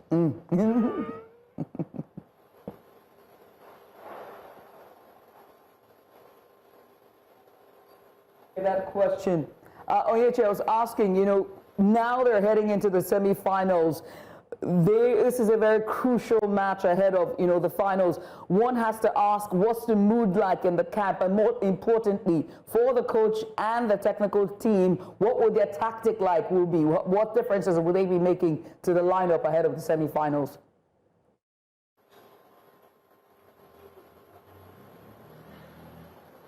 Now, the coach of the side, the semi-final is a very crucial game, yes, for the Super Falcons of Nigeria, because it will determine if they will be so close to clinching that 10th title. That's what the Mission X is all about. Now, we're awaiting the results for today, which will have the other quarterfinal, where South Africa, the reigning African champions, they will have to. So whoever wins in that encounter would face the Super Falcons. Justin Madugu, he is one that you cannot predict. You cannot predict Coach Justin Madugu, but he has proven that he understands what he's doing, he's reading the game, and he's tactically sound, because judging by the setups yesterday, he brought in young blood. He knew that he needed those young blood that can do the runs around, you know, outpace the Zambians, outpace the reigning CAF Women's Player of the Year, outpace speedy Rachel Kudonanji on the pitch of play. And they did just that. For Folashade Jamiluzi, of course, she got full 90 minutes yesterday, and she was able to add cherry to the cake with that goal, that last goal for the Super Falcons of Nigeria. So bringing in, starting up... let's talk about her outburst from before. You did say that she had little slim chances but couldn't convert. Let's talk about her presence inside of the team. Do you think that her being outside of the field of play is better for the team, because we see them scoring more now since after that outburst and her substitution?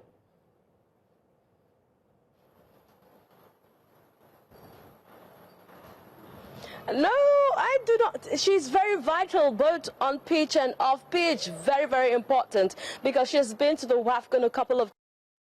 What filter she uses is because the sun in Morocco makes her look so good. So what do you filter? Please, beautiful. Please. That's the Women's Africa Cup of Nations, as Super Falcons are gearing up to get the 12th title. You know what I mean? They're trying to defend and get more. At this point, their record breakers 5 goals against Zambia, and now they're up for the semi-finals, and we just hope that they take it from there and bring the cup back home. Now, you can always join after this at about 11 a.m. We're going to definitely have her give you more in-depth analysis with Udoka Unjoku on the sports program at about 11 in the game. In the meantime, it's time for for us to bring you the headlines, and Mazina is going to be on standby, and I am going to take a break. Yeah, you need it after our previous session, yes. Yeah. Take a walk, just stretch out. Don't do that. Hey, look at the dog. Take a walk. Take a walk. Take a walk. They are walking against my favor. We'll be back. Let's take a break with the news.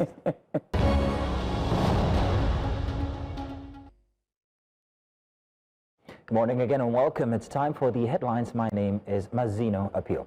Now we begin by telling you that President Bola Tinubu has paid a condolence visit to the Dantata family in Kano State following the recent passing of their patriarch, Aminu Dantata.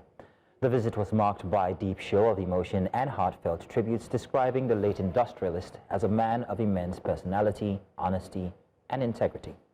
President Tinubu also commended his lifelong contributions to Nigeria's business landscape and humanitarian efforts.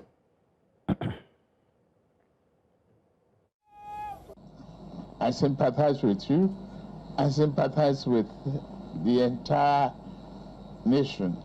We've lost a titan and a great conscience of our country, a humanitarian for that matter, par excellence. May God keep you, give you the joy, and continue to be with you, give you solace in this period. May God Almighty grant him Al-Jannah Firdaus. You sent your vice president to condole with the family. You again sent another delegation to come here to condole them. Yet that has not been enough. Despite those schedules, you find time to visit us today. We want to thank you most humbly.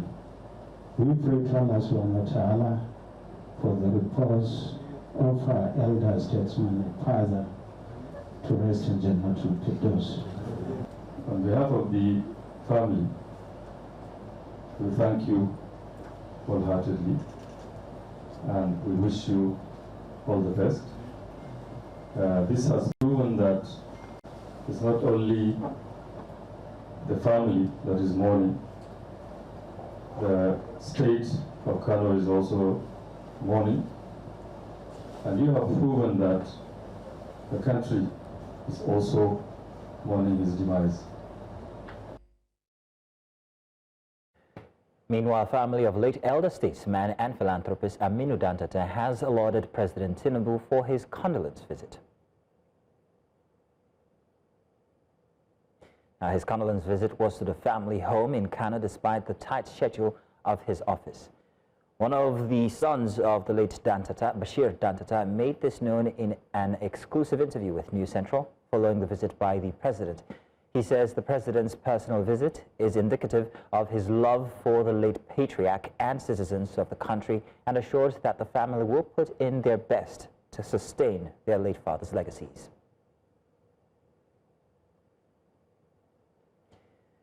Moving on to the 2025 National Constitutional Summit, which concluded in Abuja, the federal capital, on Friday, with key resolutions aimed at replacing the 1999 Constitution with a people-driven alternative.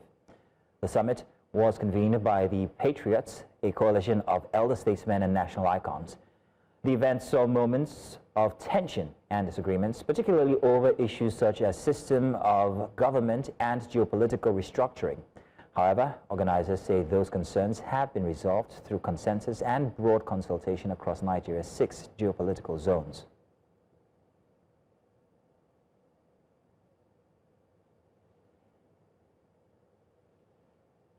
And the National Executive Council of the Labour Party says that it has ratified the interim National Working Committee of the party. At its meeting, which held in Nigeria's capital, Abuja, the party reaffirmed the leadership of Nenadi Usman as interim national chairman and Darlington Nwokocha as interim national secretary. The National Executive Council also approved a schedule for ward, local government, state zonal congresses, and national convention.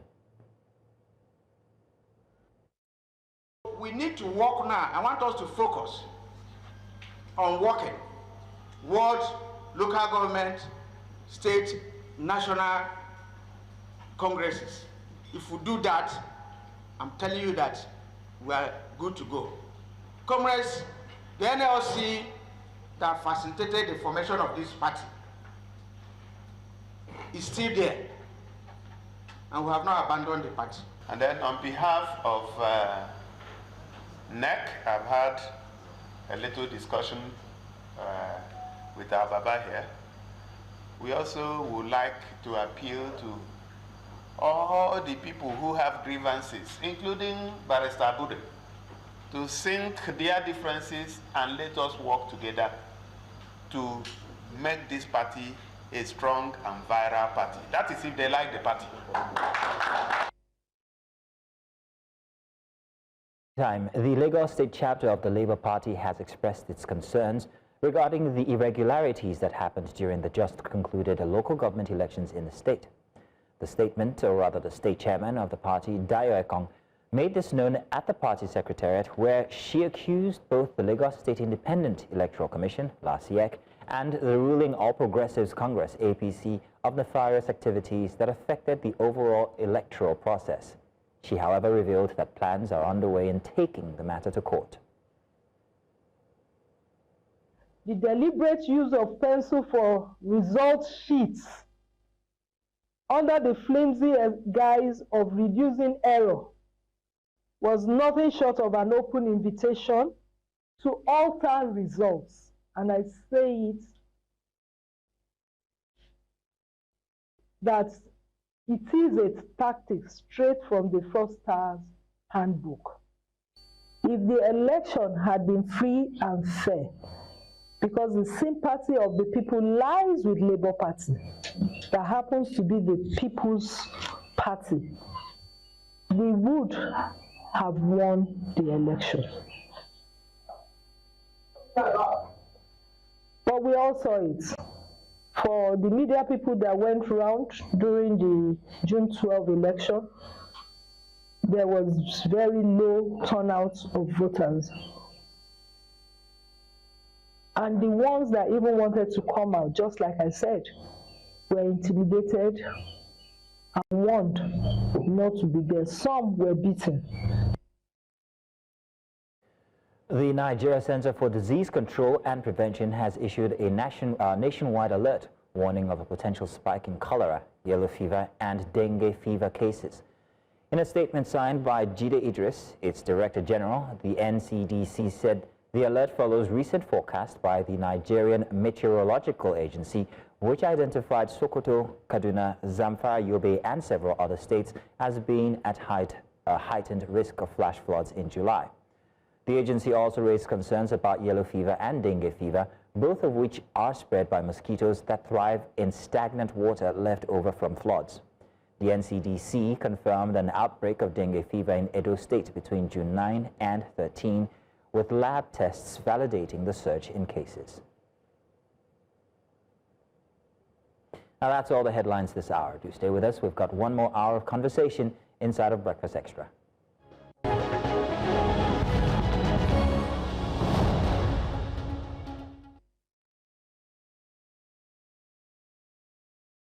And you're welcome back.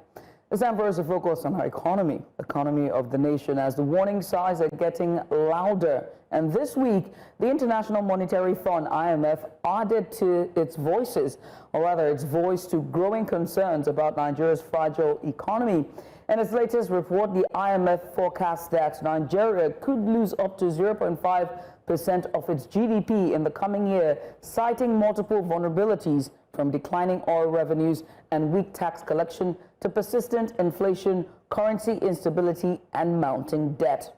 The fund also expressed worry about the federal government's over-resilience or over-reliance, I beg your pardon, on the central bank for deficit financing, raising fresh concerns about Nigeria's monetary policy credibility and long-term fiscal health.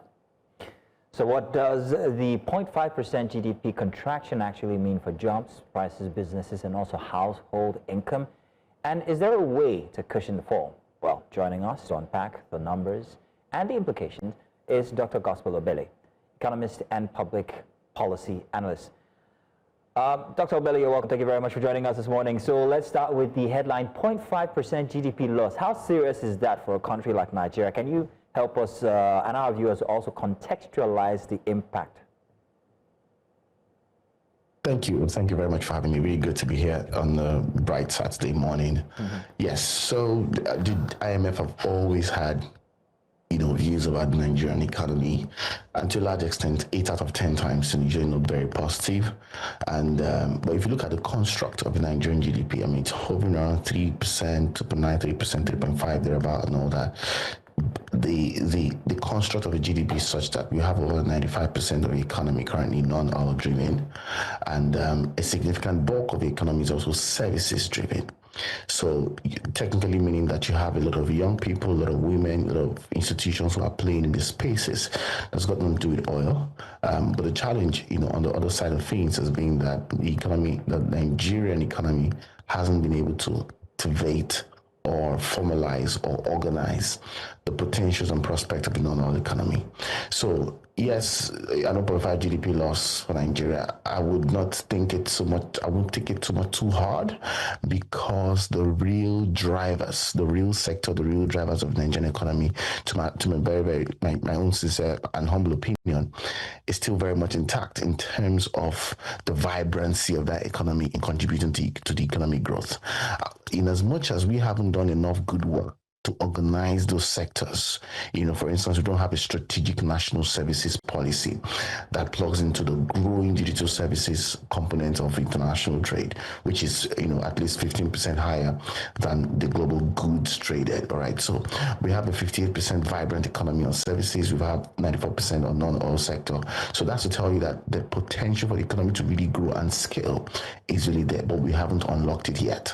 So if you look at it from a lens of revenue collection and all that, all sector contribution, tax and all that, there are still issues, which is to a large extent where the IMF is sort of taking off on its argument, right. But it doesn't really, the argument is not sufficient to say that doom looms for Nigerians and the Nigerian economy significantly, because if we tap into the non-oil sector growth and into the services sector growth, and we plug it in nicely when it comes to non-oil revenue and human capital development and prosperity for Nigerians. And it's technically going to expand the weight of the Nigerian economy, the weight of the Nigerian market, the weight of opportunities available for women and young people, and that in itself will also boost GDP and GDP growth. All right. So if you compare the situation to the UK and the US and many other interesting economies, even in the EU, they're in more severe economic position than just the Nigerian economy. Right. Well, besides just a weak oil revenue or high inflation, the IMF also said that one of the contributing factors to this prediction is the country's over resilience on central bank deficit financing. How would you address that? And if you were to say that there are other parts or sectors of our economy that the government have not been able to tap into yet. It seems that all of the administrations, whether it's from Obasanjo down to Tinubu, it's been difficult to tap into all these other sectors. How best can they structure enough to tap into it, Yes, to start with, part of the reasons why we're having the challenges we have, that we're having to deal with the central bank trying to finance the deficits. The deficits exist to start with because there is need to scale infrastructure investments and capital investments into the mainstream of the Nigerian economy, which would then unlock the potential of the non-oil sector, all right, the potential of the real sector and all of that. And also the need for structural reforms as well.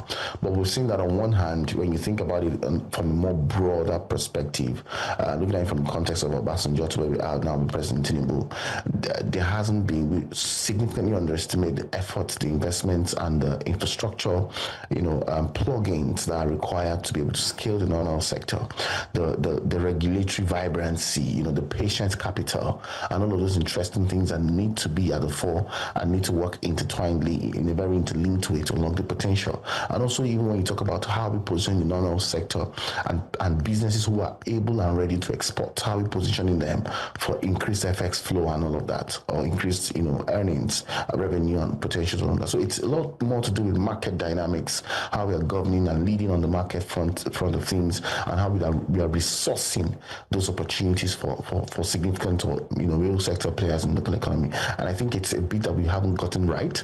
And there's sort of been a significant overdependence on the externalities or the external economy or external environment or external institutions to fund and support the dynamics. And we're seeing there's been a lot of pushback. In as much as investors' confidence may have improved, there's been lots of pushback as to the state of financing these investments.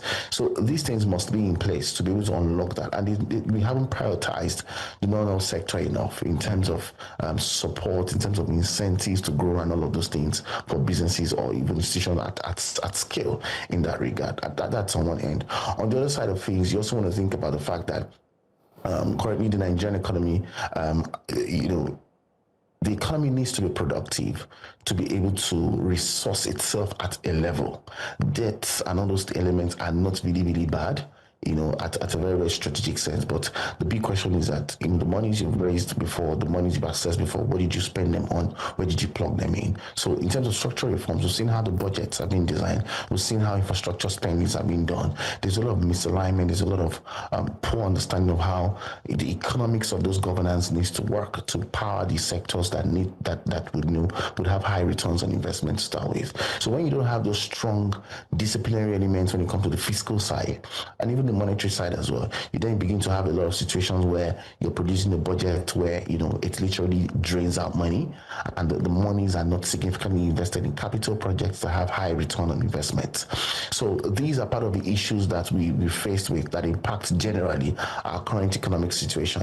And it's also worth noting that the value of a currency or the productiveness of a local economy is also very hinged on the dynamics of policies, the dynamics of doing business, the ease of doing business, and many of these basic things that need to be in place here.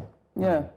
Obele, I wanted to know, just as the IMF has proposed, I call it a proposal, this proposed forecast of 0.5% downturn in GDP, is there a Nigerian estimate that has been put forward? And when compared to the IMF's proposal, how far from it, or how far apart are these predictions? Is there a disconnect between what is real and what is being perhaps maybe hoped for in a Nigerian context? I think there's a huge disconnect. And that's primarily because we're not telling our stories, and we're not telling our stories enough from an evidence standpoint. And there is no strategic local to regional, national aggregated efforts to tell the stories from a strong evidence-based perspective. There are always calendar cycles where the GDP figures and reports are always released. But the Nigerian Bureau of Statistics needs to be a bit more forward-thinking in terms of how we're channeling these numbers to make the case and position for the growth of the Nigerian economy. Now, when we talk about percentage growth, that talks about the difference between what the growth was the last time and what it is now. All right, it doesn't necessarily mean that the dynamics of those growth are not still in full force. It just means that it's been slower. That's what it means. It's been slower, and probably it's taken a slightly, a drop off than what it should be or what is expected. So again, in terms of what is expected, the stories as regarding how we're using data to navigate these things have to be correctly done. Because if you're focusing heavily on not just the economic potential, but what is actually happening in the economy. So for instance, if you look at IT, if you look at finance, if you look at real estate, if you look at trading and all of those things, retail, those are the sectors that are really driving the Nigerian economy. These are high-powered sector that's hopefully, that significantly have what it takes to unlock the prosperity dynamics of any economy in the world. All right, but we're not doing enough of data collection in that place. We're not doing lots of evidence-based advocacy when it comes to both the local and international landscape. And now we're using those evidences to project our positioning in trade negotiations, debt relief conversations and all that. Right, I do have to say something though. We've been doing a lot when it comes to try to deflate, or I don't know the word, disinflation, there we go, when it comes to our inflation. They've done with the rebasing of the economy. There's also, but one thing is evident, there's still volatility when it comes to the Naira and how that is being played out. So I do have to ask you, giving the rebasing, giving the volatility of the Naira against the dollar, it's still dancing around that 1,500, 1,550 Naira mark. It still has not come down. It's still it's shaking on its own, shaky daddy. So I do have to ask, right, how does this play out in terms of stabilizing it for the macroeconomic, environment, but also most importantly, what can we do besides the rebasing that we're seeing that can help in sort of stabilizing our inflation ahead of the next quarter? Yeah, interesting. There are many things to discuss there, actually. So many, I know. Got the Naira valuation and all that. So I'll try and take it in bits in the little time I have. Number one, on rebasing. When you're thinking of rebasing, you're just trying to reevaluate, the size of a local economy and all that. We did that with GDP. It's always good when you do it with GDP. But when you do it with an economic variable like inflation, it can be pretty tricky. And to me, I don't think that the rebasing was the most strategic thing to do. That's number one. Secondly, I also thought it wasn't a very genuine reflection of the state of prices in the Nigerian economy right now. So whilst the rebasing was done and sort of managed the numbers a bit, if you also realize that the inflationary basket has not significantly changed. There are many elements in the real market space right now in Nigeria that are shaping prices. So for instance, if you go buy a Mac laptop at Computer Village and even a fairly used one, you can imagine how much that will be now, compared to what it was 2-3 years ago. Many of these technological devices and equipment that really shape pricing, particularly these equipment that are done in informal markets, by the way. They are organized but highly informal markets or informally organized markets, whichever way you look at it, because they're not formal and organized. So because they're informal and unorganized or informal and organized, you have a situation where prices are not really regulated. You don't really have a strong data point as to how many, for instance, laptops and iPhones or Android phones are sold every day in Lagos. You don't have that data. Well, that data sort of exists, but it's still very informal. It's informally disaggregated. So until you begin to factor in those significant purchasing elements or consumer elements into the inflationary basket, you don't really have an ideal sense of what the inflation truly is. Now, when you now have an ideal sense of what it truly is, then you can then talk about rebasing. How do you rebase off the back of a realistic basket? All right, so we went to rebase off the back of an unrealistic basket to start with. So the numbers are not really a genuine reflection, a true or accurate reflection. Emphasis on the word accurate inflation, reflection on the state of the cost of living or inflation. And also it's important for me to state that inflation has also evolved into a deepening cost of living crisis because we are not doing the hard work to look at inflation from an angle of the non-structural and the non-monetary elements that are impacting on inflation. We are then losing sight of the key consumer dynamics that are also shaping cost of living crisis. So inflation has now evolved into a deeper problem called cost of living crisis because people are having to buy a basket of tomatoes at a more expensive price than they should.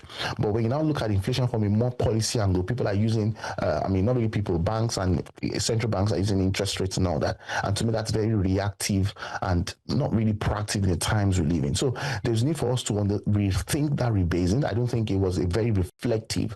If you look at the street inflation right now, it's way more than what it was before it was rebased. That's number one. Secondly, on the conversion of the currency, every currency is hinged on the productivity levels of the local economy, not on the support you get from external government or on the applause you get or on the show of increased investor confidence. No, the value of your local currency is hinged heavily on the productivity level. So the more productive your local economy and the more productive you are in external markets, in your negotiations, in what you have to take when it comes to trade negotiations and trade engagements, the more stronger your currency will be. And particularly if you're able to lobby at the highest level of global trade governance and all of that, then it sort of protects the value of your currency. So right now, the Naira is really subject to lots of global shocks, global fluctuations, because the key things and the thematic areas or thematic sectors or institutional elements that should strengthen the core of the currency have been neglected significantly. And also, if you think of the fact that, there was this whole argument about Naira fluctuations and allowing the currency to float. It was, in my own opinion, I don't think that was one of the very best things to happen in the sense where it happened at the end of the day, but I think it could have been phased a bit more, because what then happened is you left the Naira to the flow of demand and supply, and that's what floating means. When you leave a currency to float, you allow the forces of demand and supply. So when you leave a currency to float where the supply of that currency does not meet the demand of the currency, what happens? It's very simple. So if I've got 2 slices of bread and I have just a tiny piece of butter, you realize that you won't be able to put that butter won't go round enough on the bread. You have enough on it on the bread. And that's what happens. The demand for dollars, healthcare, tourism and all that does not match the supply for dollars. all right, in the local economy. So what happens is that the cost of $1 to a naira would go high because the demand far outweighs the supply. It's just simple economics principle. When the demand for fuel outweighs the supply of fuel, the price for a liter of fuel will go up. It's just very simple. So when you look at it from that angle as well, and you now choose to float, it now means that you left a vulnerable currency to market forces that are not in the first place, in quote and unquote, relatively balanced. You don't have enough supply to meet up with the demand. So when you let the currency float, what will happen is the currency, the exchange rate will be expensive, will be higher, to be higher than the equilibrium price in this context. So that's what has happened. When you have a productive economy, what happens is that you're able to attract the dollars in enough supply, but because you have something to give in exchange that is valuable in proposition, in productization, in strategy, in marketing and all that of the made in Nigeria and all that interesting stuff. When you do all those dynamics, you're able to attract the dollar enough in supply to compete with the demand.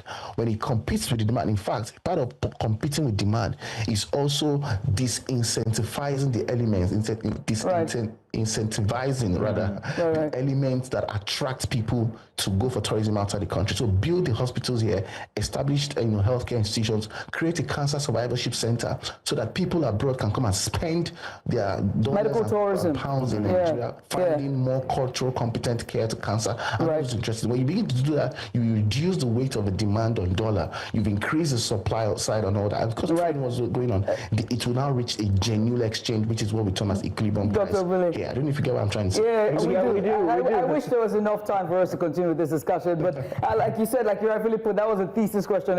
Forgive me for throwing that at you. I wish there was enough time to dig in, but you have made very solid analysis as well. Once again, thank you, Dr. Gospel Obele. He is an economist, giving us a bit of insight following IMF's forecast of a 0.5% downturn for Nigeria's GDP. I also wanted to say thank you for using the illustration of 2 slices of bread. That just makes us hungry. But thank you very much, especially in the city. It's a breakfast show without breakfast. Still breakfast anyways. Yeah. Thank you, Dr. Thank you so much. Thank you for coming on. Great to be here. All right. We switch gears now away from economy and now to Focus Africa, is where we spotlight the political and social developments that is making around the world, or rather our continent, Africa, they're shaping our continent. And this week, the political temperature in Cameroon soared as President Paul Biya, one of the world's largest or longest serving leaders, officially announced his intention to seek an 8th term in office. Wait for it, at the age of 92. Biya, who has ruled Cameroon since 1982, is no stranger to controversy. His decades-long grip on power has been marked by allegations of electoral manipulation, human rights abuses, and a deepening disconnect with a youthful population demanding change. Now, just days away from his announcement, he reshuffled the military leadership, a move critics view as a strategic step to consolidate loyalty ahead of the 2025 elections. So the question is, what does Biya's latest bid mean for democracy in Cameroon? And how are Cameroonians, especially the younger generations, how they're reacting to what seems like deja vu? We've got a package here. Let's take a look at that. And when we come back, we'll start our conversation with our very special guest. In Cameroon's capital, Yaoundé, long lines are forming outside the offices of Elections Cameroon as citizens register to vote in what many are calling a pivotal moment for the country's political future. Selon moi, c'est un jeu politique. C'est eux-mêmes qui savent. Mais tout ce que nous on veut l'année-ci là, c'est le changement. Nous on est là pour le changement maintenant. Je pense qu'il est temps pour que les Camerounais ferment la page de tous ces vieux-là. This desire for change is growing louder across Cameroon. Frustrations over unemployment, stagnation, and limited opportunities have left many young people disillusioned with a political system they feel no longer serves them. Les choses ne marchent pas au Cameroun depuis des années. Donc nous pensons que cette année, vraiment, ça doit être l'année idéale pour changer les choses. Oui, parce que, vous savez, nous sommes restés dans un système où depuis, nous les jeunes, nous sommes légués. Nous sommes muselés, on n'arrive pas à se mouvoir. Oui, on a fait des études, on a fait des formations professionnelles, il n'y a pas d'issue. Donc on pense cette année, on va vraiment aller au vote, on va aller dans les urnes, changer les choses, oui, pour aussi avoir une nouvelle ère. Tensions are also mounting within the ruling Cameroon People's Democratic Movement, the CPDM, where signs of internal cracks are emerging. L'actualité brûlante de ces derniers jours, entre les dissensions au sein du parti au pouvoir, nous avons eu la sortie du ministre Famdongo et la sortie du ministre René Sadi. De ces deux sorties, on retient une seule chose. Il y a une certaine frilosité au sein de la maison RDPC. Et cette frilosité se justifie par le fait que la structure pyramidale au sein de ce parti ne permet plus de pouvoir voir le sommet. At the heart of that reluctance lies the party's longtime leader, President Paul Biya. Now 92, Biya is the world's oldest head of state and has ruled Cameroon for over 4 decades. Les leçons que nous pouvons tirer de cette dissension n'est que la marque que le poteau central, qu'est le président et le candidat naturel du parti, ne fait plus l'unanimité. On peut le comprendre par les différents appels à d'autres candidatures et aux déclarations de certains membres du parti qui ont demandé à être investis. This week, Biya confirmed what many had suspected. He will seek an 8th term in the 2025 election, citing what he describes as numerous and insistent calls for him to continue leading. But questions about Biya's health, his long absences from public view, and widespread allegations of corruption have fed growing skepticism both among the opposition and within his own party. Within the ruling coalition itself, long-standing allies are now breaking ranks. Former Minister Issa Chiroma Bakari and ex-Prime Minister Bello Buba Maigari, once vital to Biya's northern base, have launched rival presidential bids, publicly criticizing the administration for breaking public trust.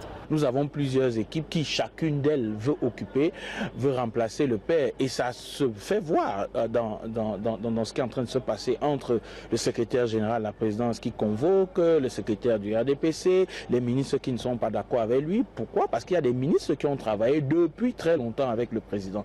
Donc ils ont au moins la connaissance de comment il fonctionne.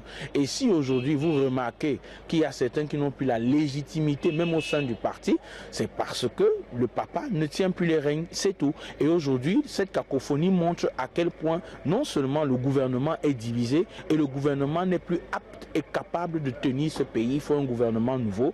Cameroon's presidential election is expected to be held on October 12, 2025. The contest will feature familiar faces, Maurice Kamto, Joshua Ossi, Akeremuna, and possibly new alliances. But the stakes remain high. Paul Biya has never lost an election, winning his last in 2018 with over 71% of the vote, a result marred by allegations of widespread irregularities. As voters continue to register and campaigns gather pace, the question remains, can these elections deliver the new era so many Cameroonians are calling for, or will the political order once again remain unchanged? For News Central, I'm Kathleen Dongmo. Now joining us this morning, two voices offering different but critical perspectives. Kathleen Ndomo, social justice advocate, and also Dr. Ashu Nyeti, editorialist and seasoned political commentator. Thank you both for joining us. Let's start from in-house here inside of the studio with Kathleen. Kathleen, you're welcome. So, Paul Biya, 92? 92. Okay. 92. I must also tell that most of the pictures that we're seeing of him now are very different from what he actually does look like now. Let's put that out there. 8th term. Yes. At 92. Yes. Obviously, Nigeria, we're learning. But how did that make you feel when you heard it?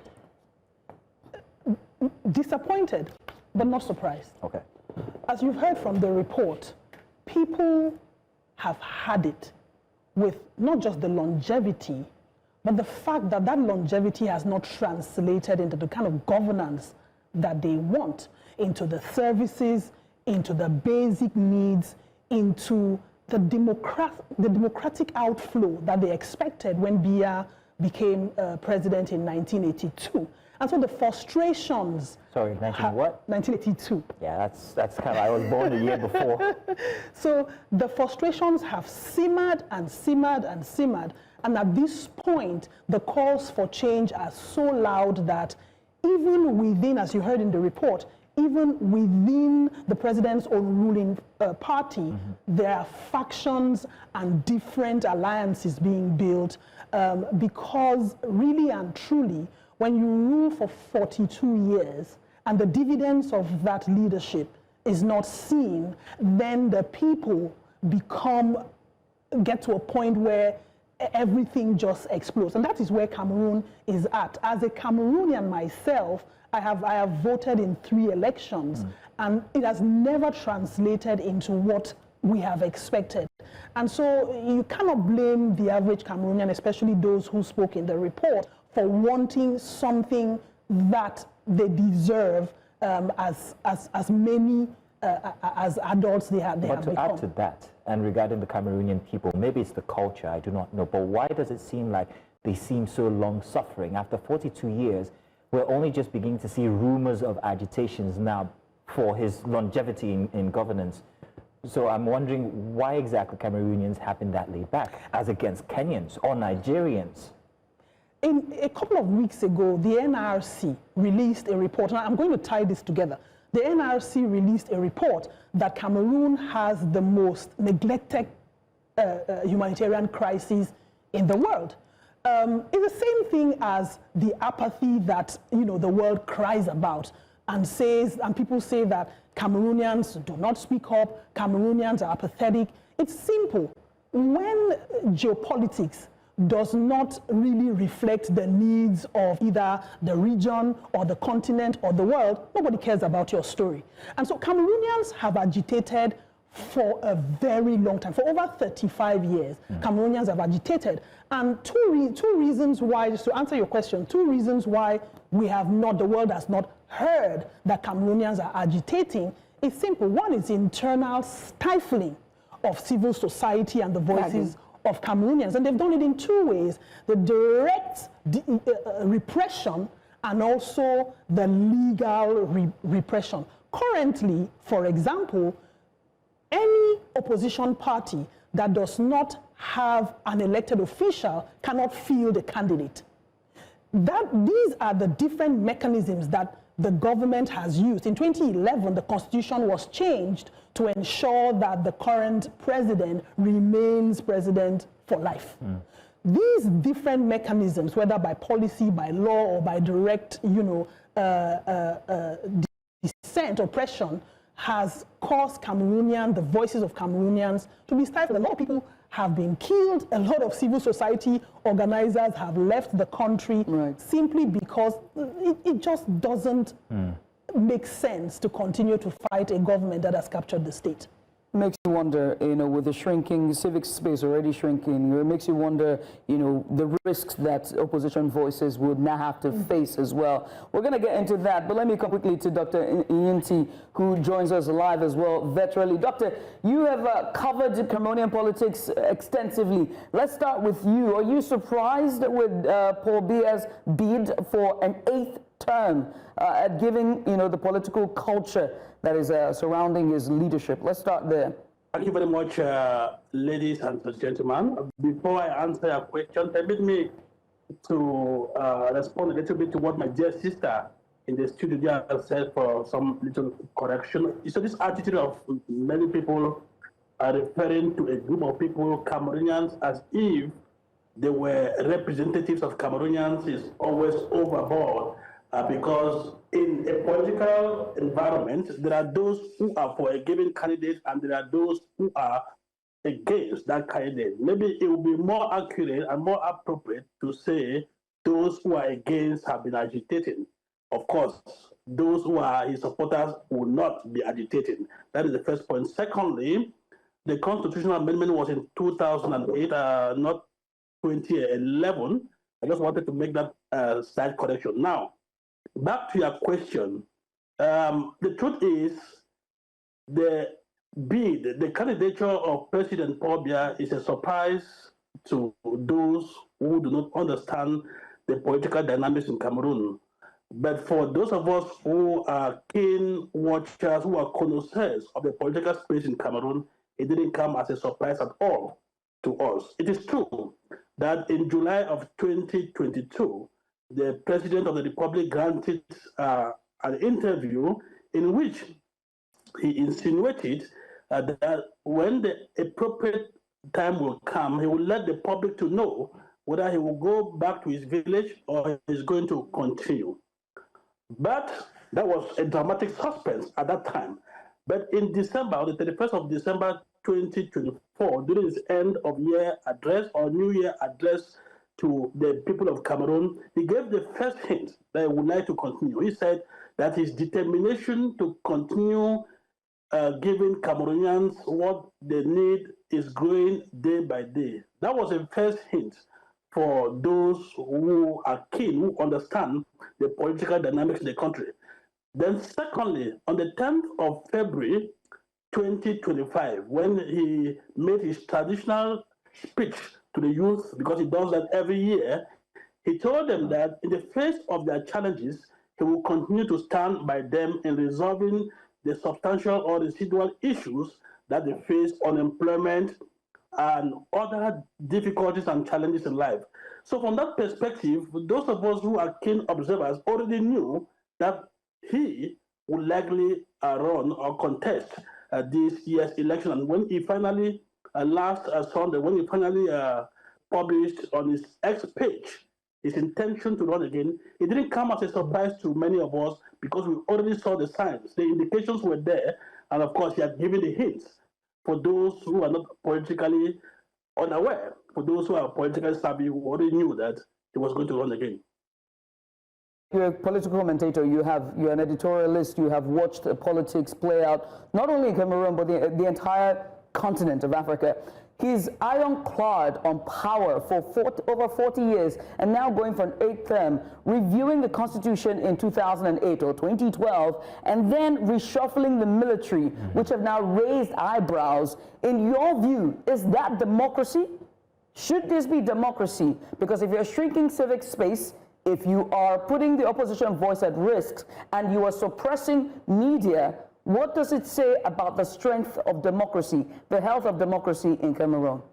Democracy is government of the people, for the people, and by the people. There are major tenets in democracy worldwide. And democracy is contextual. In Cameroon, I can say we are in a democracy, just like in Nigeria, they're in a democracy. You mentioned a number of things. I would like to address those issues. You talked about press freedom.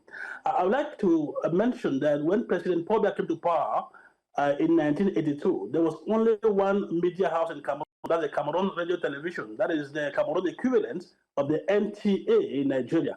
But as we speak today, there are a flurry of media houses, television, radio stations, and newspaper titles in the country. So there has been a dramatic shift and change in the media landscape.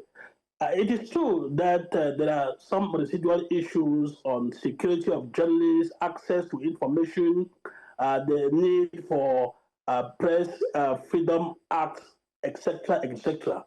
Of course, like Oliver Twist, who always asks for more, but there has been an improvement, a dramatic improvement in that direction. Cameroon is one of those countries where you could insult the head of state, insult even members of his family, and not much will happen to you from that perspective. And you talked about the military, that the changes have been made in the military are intended to maybe have a firm grip over the country. I will not share that opinion. That is what some people believe, but I will not share that opinion because that falls within the statutory authority of the President of the Republic by virtue of the Constitution of Cameroon. Those are his regalian duties. Now, the Constitution of Cameroon, in its section 8, paragraph 10, stipulates that the President of the Republic appoints to civilian and military positions. It is very clear. And it is a president who decides, based on his own calendar, on his own wishes, to determine the timeliness and the relevance of an action. These are things that have been taking place regularly. So this one is no exception. It has nothing, in my view. I have to pause you there. The upcoming election. Dr. Nyeti, I have to pause you there because we are running out of time. I saw that Kathleen here had some reactions to what you were saying. So Kathleen, go ahead and express yourself before I ask my final question. Because we are running out of time, really and truly, my big brother, Dr. Nyeti, has to actually tell us what in 43 years in terms of accomplishments that our president has made, that he needs another 7 years to actually deliver. And when you talk about press freedom, I can name a flurry. I'm a journalist, and I started my work in Cameroon. I've been arrested, you know, after an editorial was aired on radio. So there is no way to sugarcoat the fact that press freedom is at a dismal state in Cameroon for over a couple of years now. He needs to actually, let's tell ourselves the truth. People like Martinez Zogo did not die because they wanted to die, for example. That was my colleague. We need to be able to, as Cameroonians, speak truth to power sometimes and ensure that we move towards a country that will give a legacy of some semblance of humanity to our children. The Anglophone crisis, which has been blistering the northwest and southwest regions for almost 10 years now, is not something that you can throw under the carpet. But I mean, Dr. Nyeti needs to look us in the face and tell us the truth about how our country has been governed for 43 years and whether we've enjoyed the dividends of this so-called democracy that he has talked about. Dr. Nyeti, I'm going to let you respond to that real quick, but let me also add to this. Now, if you say press freedom and that there's plenty that has been done when it comes to freedom of speech, when it comes to journalists, then there is the current reshuffling of the military, which seems very nicely placed before his telling that he's going to be running, and of course before the election. So that kind of like makes you ask the question, are these movements being put in place for control, or is it just routine governance? I'm going to let you respond first, Dr. Nyeti, and if you can keep it summary so that we can end the show because we're out of time. Definitely. Of course, I have answered the question concerning the military when your colleague, a female colleague, asked the question. So I don't think I'm going to come back to it. But let me just respond to what my sister said. Yes, Martinez Zogo was killed. It is regrettable. It's unfortunate. And those who are accused of having murdered that journalist are undergoing trial as we speak. So let us wait for the courts to go to the end of the process, and we'll see what comes out of it. Secondly, the crisis in the northwest and southwest regions is regrettable. For the past 8 years, we have been in this difficulty, in this challenge, but every measure has been taken to ensure that peace returns to those parts of the country. Now, let me answer. She asked the question what the current regime has done in the past 42 years. I'm just going to be very brief. Now, let's take the educational sector. In 1982, when the president came, there was only one state university in Cameroon. Today, in 2025, there are 11 state universities. Basic education, in 1982, there were less than 10,000 primary and nursery primary government schools in Cameroon. Today, we have over 19,000. Life expectancy in 1982 was 52 years. Today, life expectancy is 62 years. Electricity supply, in 1982, we had less than 1,000 megawatts of electricity. Today in Cameroon is over 1,850 plus megawatts. In road infrastructure, in 1982, there were 55,000 paved roads in Cameroon. Today we have 121,873 kilometers of paved roads. Now for the tarred roads in 1982, we had just 1,000 kilometers of tarred roads in Cameroon. Today, we have 10,000 kilometers of tarred roads in this country. Is Cameroon a bed of roses? Certainly no. Is everything fine in Cameroon? Definitely not. But of course, we must be objective to say there has been massive... In that objectivity that you're calling for, Doctor, in that objectivity you're calling for, you only mentioned 11 tertiary institutions in 42 years. And it just really shows what, you know, our guest here in the studio, Kathleen, is talking about. As you are also calling all this infrastructure, which, I mean, compared for 42 years, seems to be, you know, minuscule at this point. I have to also ask about the autonomy of institutions, the judiciary, the electoral bodies, and most importantly, the Fourth Estate. Has Biya's rule at this point aided these institutions to be autonomous? Have they moved to impeach the president once? Very good question. I begin with the electoral institutions. When the president came to power, it was the administration that was organizing elections year after year, and people complained. Those in the opposition complained. Now, because of a desire to improve the electoral process and working together with the opposition parties, the government decided to create what we call the National Elections Observatory, number one, and number two, to supervise the administration. Then in 2012, it was decided that the administration should be ousted from the conduct of elections, and the electoral management was now transferred to an independent, autonomous body. They call it Elections Cameroon. It is the Cameroonian equivalent of what you have in Nigeria. I think it is called the National Elections Commission.